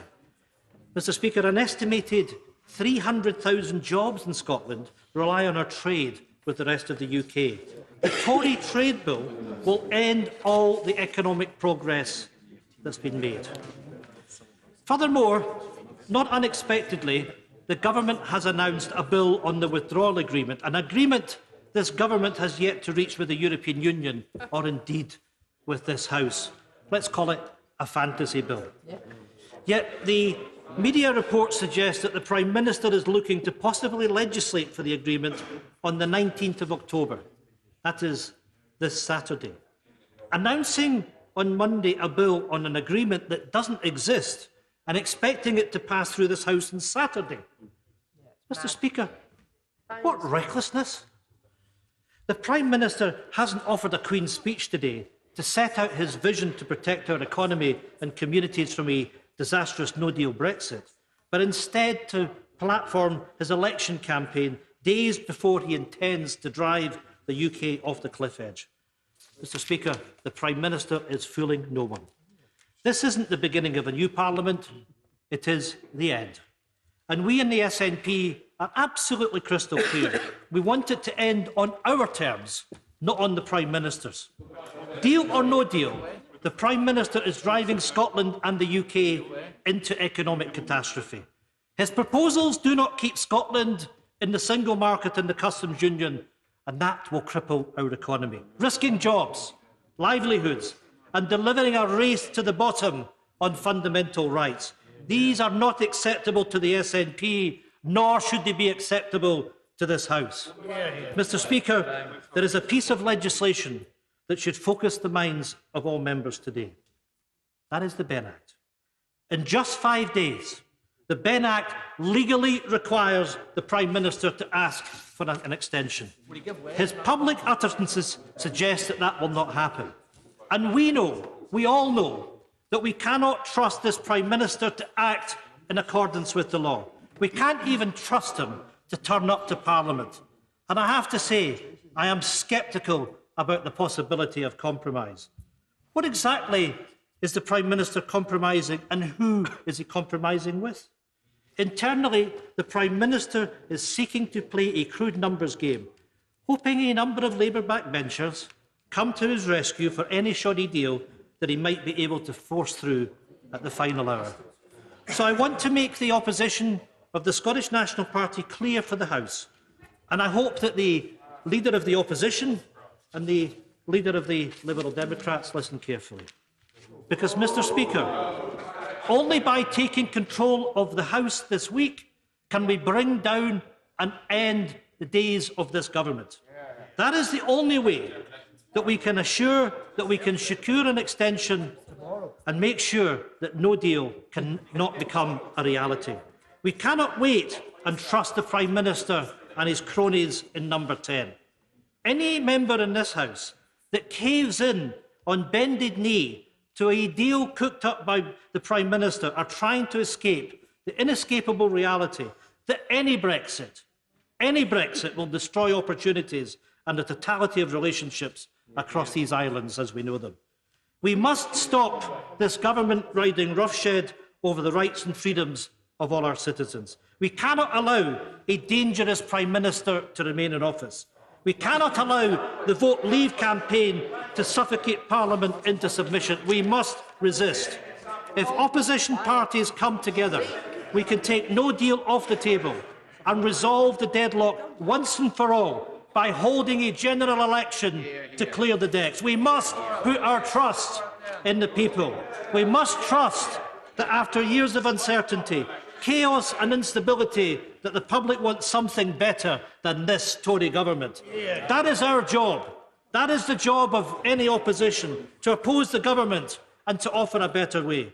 Mr. Speaker, the Scottish National Party will not pay into the Prime Minister's hands and partake in his charade. We will vote down this Queen's speech. We're not in the business of backing Tory manifesto pledges, nor should others be on these benches. Tracy Crouch. Thank you very much, Mr. Speaker. And it's a great privilege to speak at the start of this debate celebrating a new parliamentary session, especially after the paralysis of the domestic agenda since the last Queen's speech. And while recognising that we still have to deliver Brexit, and contrary to what the SNP leader was just saying, it is refreshing to have the opportunity to talk about other issues that mean a great deal to people outside of this place. There is much to welcome in the Queen's speech today, including further protections for our police officers, a possible ban on the import of hunting trophies, the continued passage of the Domestic Abuse Bill, the Animal Welfare Sentencing Bill and the Commonwealth Games Bill, making sure that Birmingham can deliver a spectacular event in 2022. Give way. It was the moment she mentioned the police, because, as she knows, in the last session of Parliament, we brought forward on a unanimous cross-party basis new legislation to protect the police and emergency workers.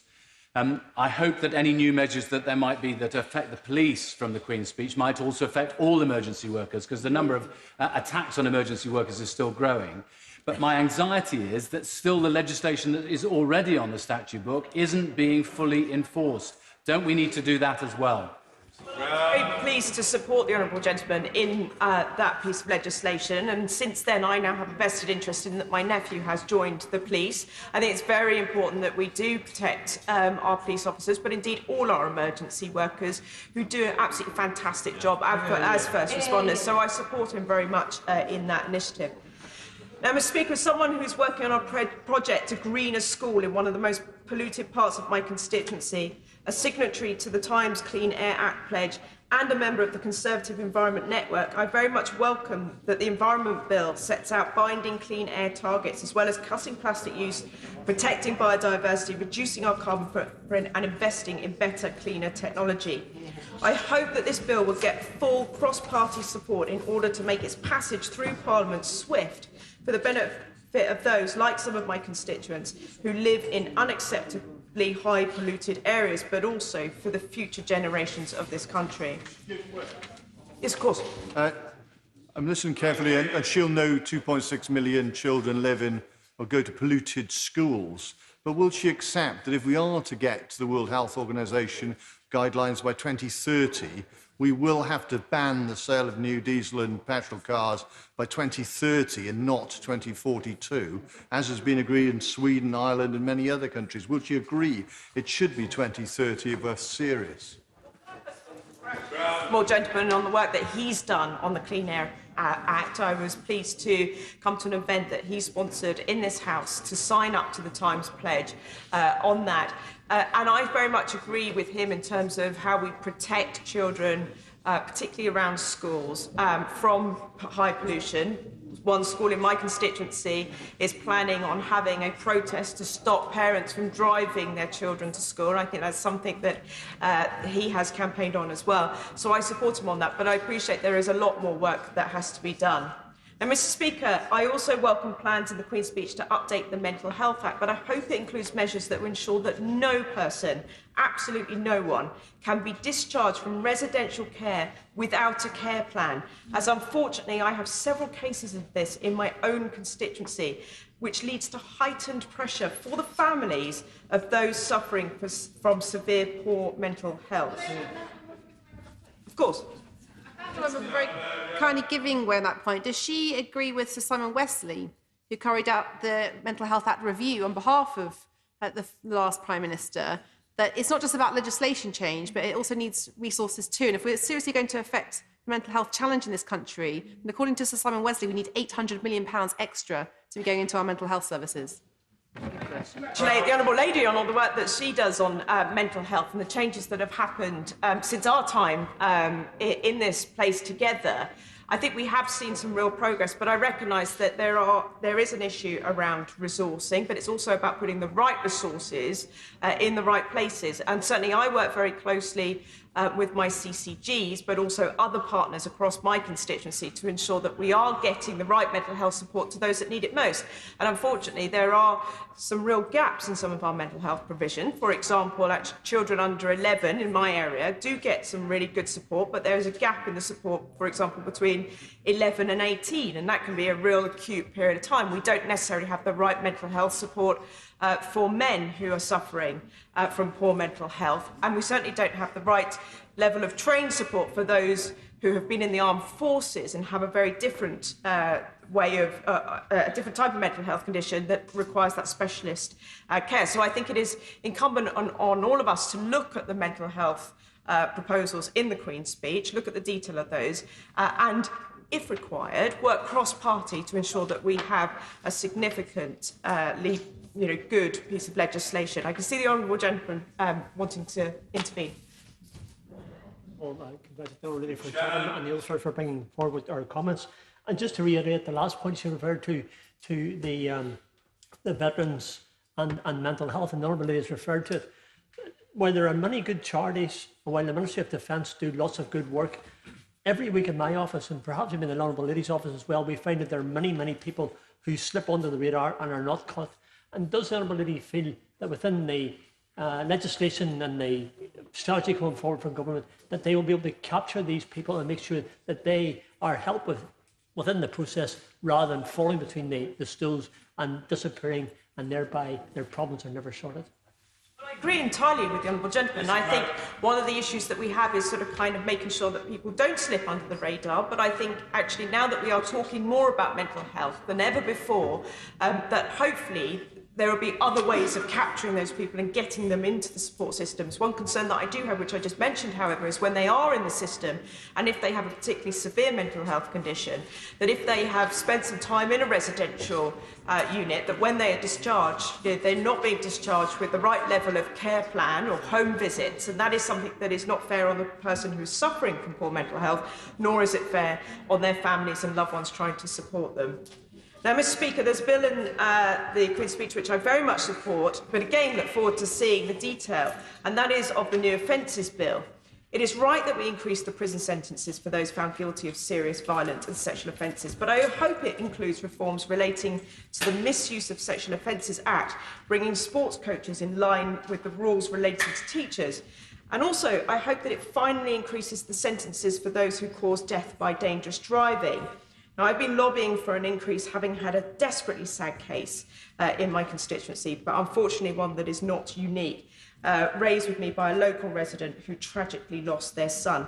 This is something that we made a commitment to back in 2017, but as yet hasn't had parliamentary time given to it, so I hope that now we can do that. But I can only imagine how difficult it must be to deal with the loss of a loved one in such horrendous circumstances. Knowing that justice has been served must be an important part of coming to terms with that loss.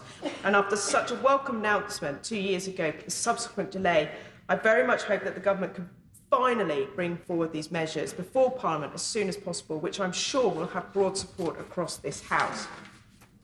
Now, these measures could have been easily set alongside other issues relating to road safety, for example, and I would like to have seen more work on this area of domestic policy.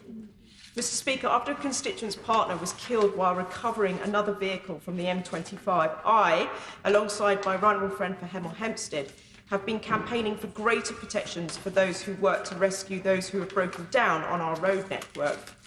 These include minor changes to traffic regulations, allowing recovery vehicles to use red lights rather than amber, but it also includes a full-scale review of our smart motorway network. I've actively campaigned against the rollout of the smart motorway on the M20 as I'm not convinced of its safety. Now, I've seen and heard Highways England statistics, but I share the view of the coroner for Birmingham Solihull, who was presiding over the sad death of an 8-year-old boy killed in an incident on the M6, that there needs to be greater clarity on the safety of the smart motorway network, including a vastly improved system to recognise stranded vehicles. I feel deeply uncomfortable with the concept of smart motorways as they effectively strip a driver of the option to pull over. With motorways having a high proportion of heavier vehicles on them, even a collision at a slower speed of a large vehicle with a stranded smaller vehicle can have fatal consequences. A review in this Queen's Speech would have been very much welcomed by drivers, roadside recovery workers, and of course the families of victims, and I hope it will be considered for a future legislative programme. A bill to replace the rail franchising system is very welcome. Long-suffering commuters in Kent have been left in limbo about the future of the South Eastern franchise as the competition was delayed and delayed and delayed again by DfT and eventually cancelled altogether in August this year. Neither does it seem all that long ago that the franchise timetable was torn up following the Brown Review in 2013, which resulted in a 50-month extension to the current franchise. Ultimately, it is the passenger who loses out from all this uncertainty created by a chaotic franchising system. And Kent MPs have lobbied hard for improvements to the service and welcome much of what was included in it as part of the new franchise proposals, including greater capacity.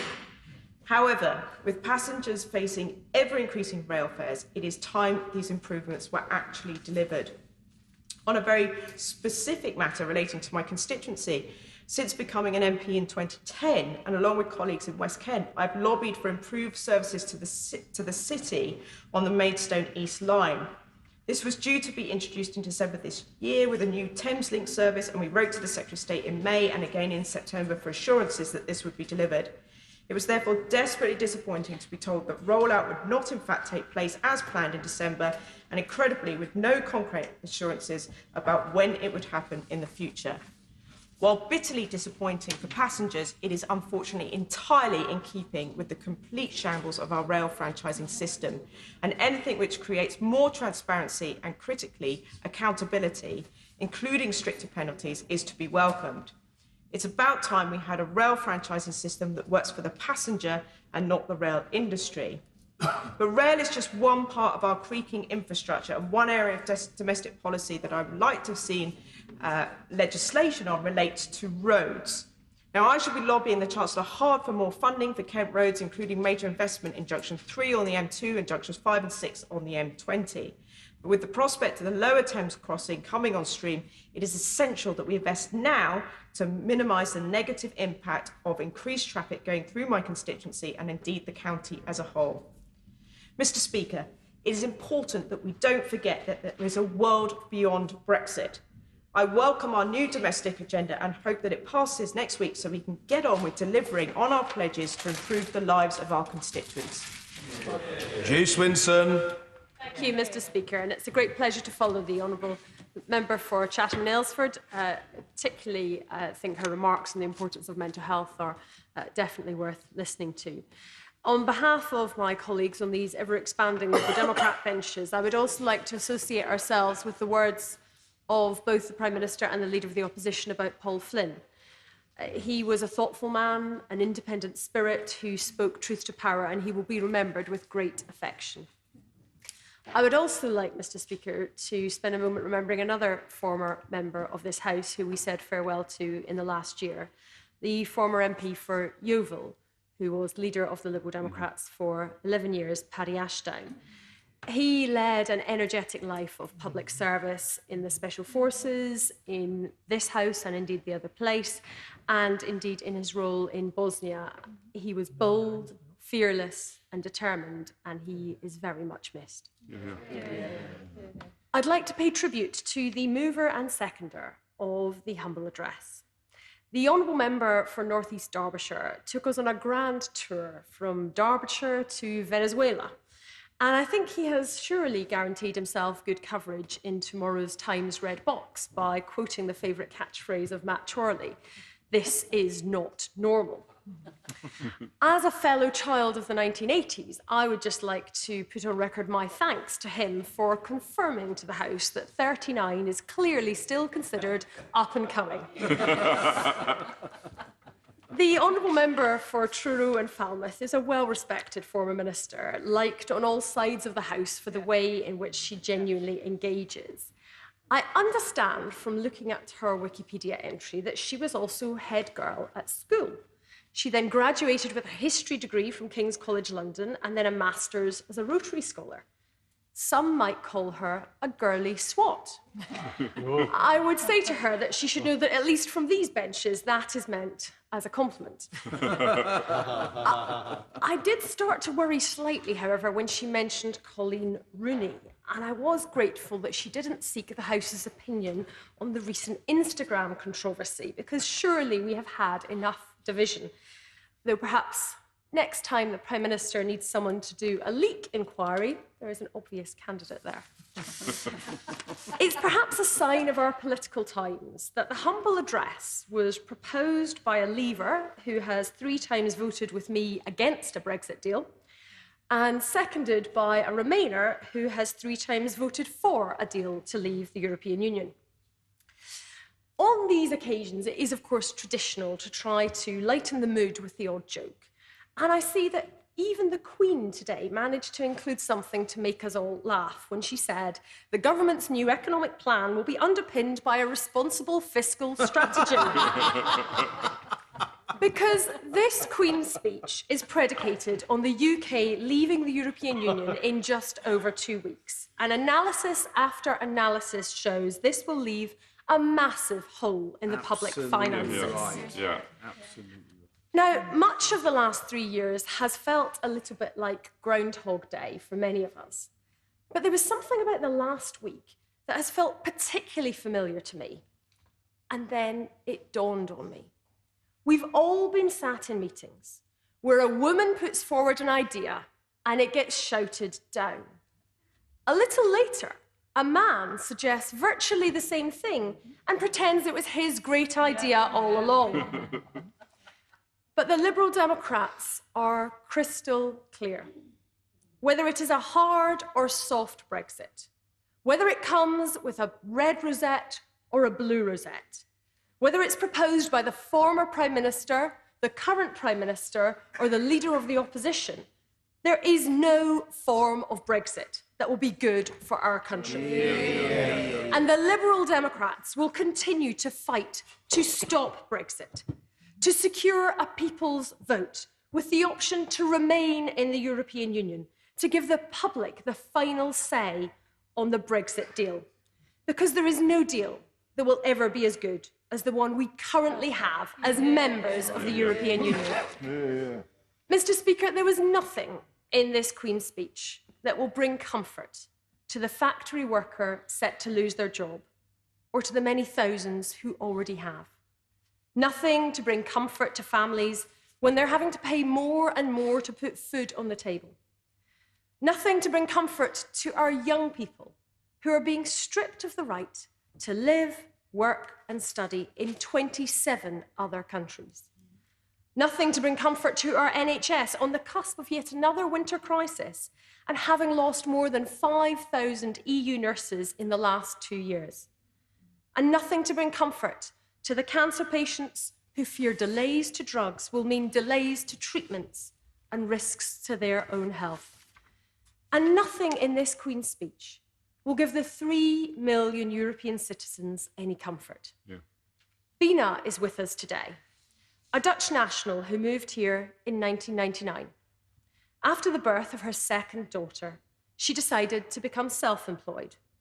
But despite paying her taxes just as she should, the Home Office asked her for proof after proof before finally granting her settled status.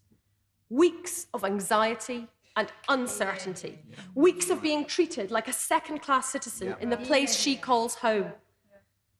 Jennifer is also with us today.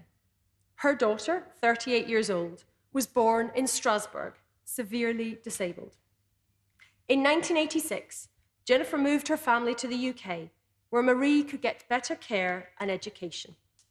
Marie has settled status now, but only because her mother was there to help, to make sure that her daughter's rights were protected. But there are so many other vulnerable EU citizens in our country who cannot rely on a family member or friend to help them through the complicated application process. And last but not least, Kristen, my constituent, has travelled down with her mother to be with us today too. Margaret moved to the UK 45 years ago from Norway. 2 years later, she married Jeff in Liverpool, and then Kristen was born. After raising her family, Margaret went back to work, paying her taxes every step of the way. As required, Margaret applied for settled status, but struggled to get her application approved. 45 years of contributing to our society, our economy, and the government treated her like a bureaucratic problem, causing unnecessary anxiety and fear to an elderly couple trying to enjoy their retirement years, their family fearful that they would be torn apart. Will she give way? I will give way. I thank her for giving way, and she very movingly describes the huge anxiety that a lot of EU citizens face by a very unfair and unsuitable application process. It should have been a registration process. This government just does not treat EU citizens fairly, and it has never counted the human costs of all that anxiety. Does she agree with me? I wholeheartedly endorse what my honourable friend says about that human cost that has not been properly taken into account by this government. I'll give way to my honourable friend. Thank you, my right honourable friend. Would she also agree that this is a desperately anxious time for British citizens living elsewhere in the European Union who face not knowing whether they're going to be held to have health care 6 months from now and what is going to happen to their pensions? It's entirely intolerable and avoidable. And again, my honourable friend is quite right. Very often in this place, we have these debates, we have the braying, we have the back and forth across the dispatch box, and it can feel like something of a pantomime, of theatre. But this is people's lives that we're talking about. This is people sitting in the gallery today, and I was going to ask the Prime Minister, but he is no longer here. So I hope the ministers will have the courage to look Kristen, Margaret, Bina and Jennifer in the eye and apologise for the anxiety that they have caused to them and the 3 million other citizens from the EU 27. Our country is better than this. We don't turn our back on those who have come over to be our doctors, nurses, teachers and carers. We don't turn our back on our family, friends and loved ones. We don't turn our back on those who, like the rest of us, only want to make our country a better place. That's not who we are. There's little more British than getting all dressed up and taking part in pomp and ceremony. But there is a time and place for that. Today should not have been it. Today is a distraction from the fact that our country is fast hurtling towards catastrophe. That the Prime Minister is more interested in hanging on to power at any price than what is best for our country. This hardline Brexit government has no majority, no plan, no clue, and it is putting the future of our great country at risk. The benches opposite are clamouring for a general election, and we're ready to give them one. All they need to do is sign a simple letter and secure an extension to Article 50. I've said this before in the House, and I'll say it again. I relish the opportunity to take the Prime Minister on at the general election. And I cannot wait to take to the country the positive alternative vision that people deserve. A vision for a country where if you work hard and play by the rules, you are rewarded with a decent home and enough money to get by and live with dignity. Where every child and young person is nurtured and supported to become whatever they want to be, no matter who their parents are, how much money they have, or the colour of their skin. And where the most vulnerable among us can always get the help they need, with no judgment or sanction. Mr. Speaker, we know our country is better than what this government wants it to be. I know that we can be open, generous and collaborative. And I know our politics can be one of hope and inclusion, firmly set on the better future we want to create. But all this government wants to do is turn us into an insular, closed and selfish country, trading in fear and division to get their way. That's what this Queen's speech is all about, and that's why we Liberal Democrats will not be voting for it. Thank you. Mr. Andrew Mitchell.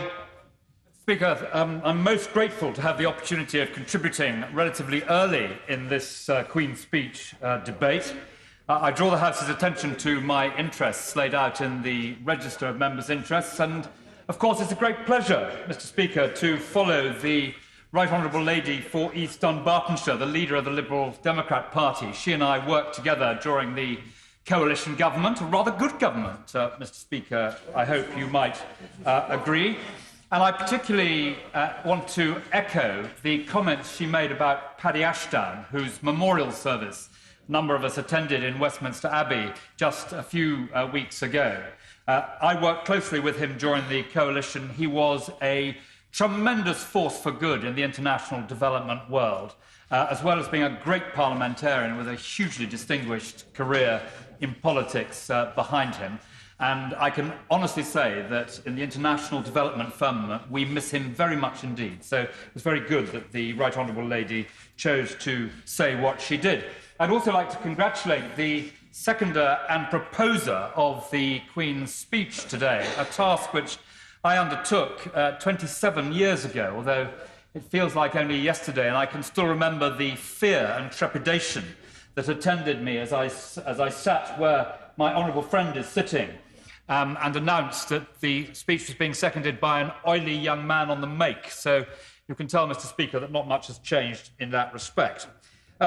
I am one of those, Mr. Speaker, who believe that the Queen's speech today encapsulates the most important principles of a one-nation approach in Britain today. And I am the secretary. I have the privilege of being the secretary of the One Nation group of Conservative parliamentarians. And I think that there is much in the speech, away from the sound and fury of politics in the run-up to the general election which is approaching. There is much in this speech which can be welcomed. My honourable friend who spoke just now set out a number of the key measures which ought to carry strong support across the whole of the House. And indeed, although with its wings spanned over the whole of British politics at the moment, are the momentous decisions that we will be making in the next few days on Europe. There is, of course, much that the Right Honourable Lady said about Europe, which is of concern to all of us. The point I would make to her is that in the speech she made today, in a way she was talking about a world before the referendum. Once the referendum had taken place and these arguments had been put to bed, in my view, we are all committed to implementing the referendum's result. I speak as someone who voted to remain and whose constituents declined to support that, but only just. And I do think that the sooner we are able to implement the result of that referendum, the better. I give way with pleasure. Left on the 29th of March? Is it not because his bench has consistently not voted together on a particular Brexit proposal? I think, with the greatest of respect, the Honourable Lady has something of a brass neck in intervening with that. On this side of the House, most of us, for most of the time, have voted in favour of a deal. It's the party opposite which has not voted in favour of a deal. So I respect the result of the referendum. I voted for the deal on the last two occasions when it became before the House, believing that at this point there was too little room for manoeuvre, and it was in the best interests of those I represent from the royal town of Sutton Coldfield to vote for it. So I cannot see any reason, really, not to support the deal which I expect my right honourable friend, the Prime Minister, to put before the House shortly. And the message which I get, I will give away, a message which I get, Mr. Speaker, particularly outside of the M25 Beltway, is a message that people want this done. They want to move on, and they want next Saturday, when the House meets in extraordinary circumstances, for a deal to be secured and for us to move on to the next phase. Of course, it will only be moving on to the next phase, but psychologically, that will be very important for the markets. I give way. Mr. Speaker, I thank the right honourable gentleman for giving way. Just to reinforce the point I made to the right honourable member for Ross Skye Harbour, as I pointed out, Mr. Speaker, to the Chamber, any form of Brexit is potentially so damaging to the interests of my constituents, and I must put my constituency first. That is why I cannot vote for any form of deal. I just want to make that plain and have that on the record. My constituents must come first. I'm grateful to the honourable gentleman for his intervention. I think that, to be fair across the House of Commons, nearly all of us are doing what we think is in the best interests of our constituents. And in my judgment, the best interests of my constituents is represented now by drawing a line and moving on. And as I say, of course, there are tremendously important negotiations to come. But once we have left the European Union, as we are bound to do following that referendum, in my judgment, we can start to repair two of the key things that are going to need so much to be repaired. The first are the deep, deep divisions which run throughout all our society, all our constituencies, throughout the four kingdoms of the United Kingdom, throughout all our constituencies. And I find the prospect of a second referendum, which is clearly going to be very much in contention at the few days. I find the prospect a ghastly prospect, particularly in terms of putting back yet further the important and necessary act of healing these terrible divisions which disfigure our country. I give way. We accept that what people out there are saying is they want to get Brexit over. They don't want to get Brexit done. They want to get it over. And the simplest way to get it over is to put the actual deal, and now we can see Brexit as it really is, warts and all, to the people. So once and for all, they can decide, is this what they wanted? Is it more money, more control, more jobs? No, people don't want it. Let's get it over. Let's have that vote, because it won't be getting it done. We'll have years and years of trade negotiation and poverty. I don't agree with the honourable gentleman, and what I think he is arguing for is a second referendum, a confirmatory vote. I can't think of anything, Mr. Speaker, more likely to exacerbate and perpetuate these deep, deep divisions which disfigure our country than going on month after month for a second referendum. It is now for the House to decide whether or not we can secure a deal, and I very much hope the House will decide that on Saturday.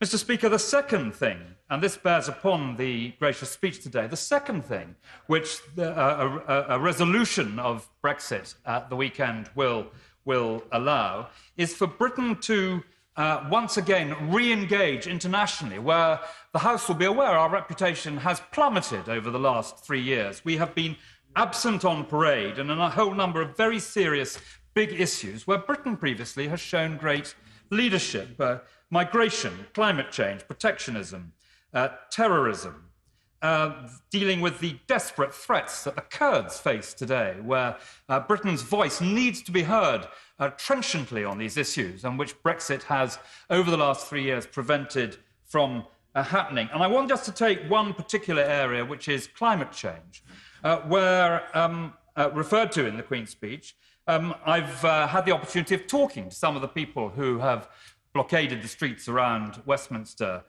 in the last week or so, Extinction Rebellion. It's very easy to mock these people, but actually I think there's something rather noble about the cause which they are espousing.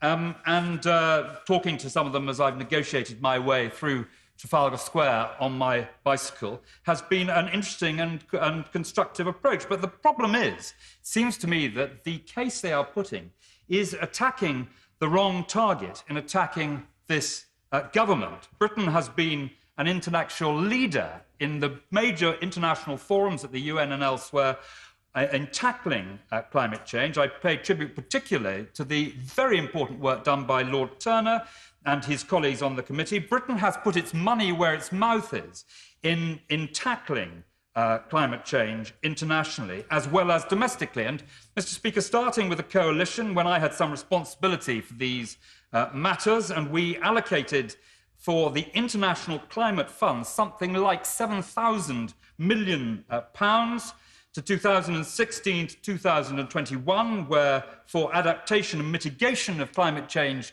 we allocated from our hard-pressed taxpayers £5,800 million, and of course projected, as I think the Prime Minister said in his speech, between 2021 and 2026, £11.6 billion.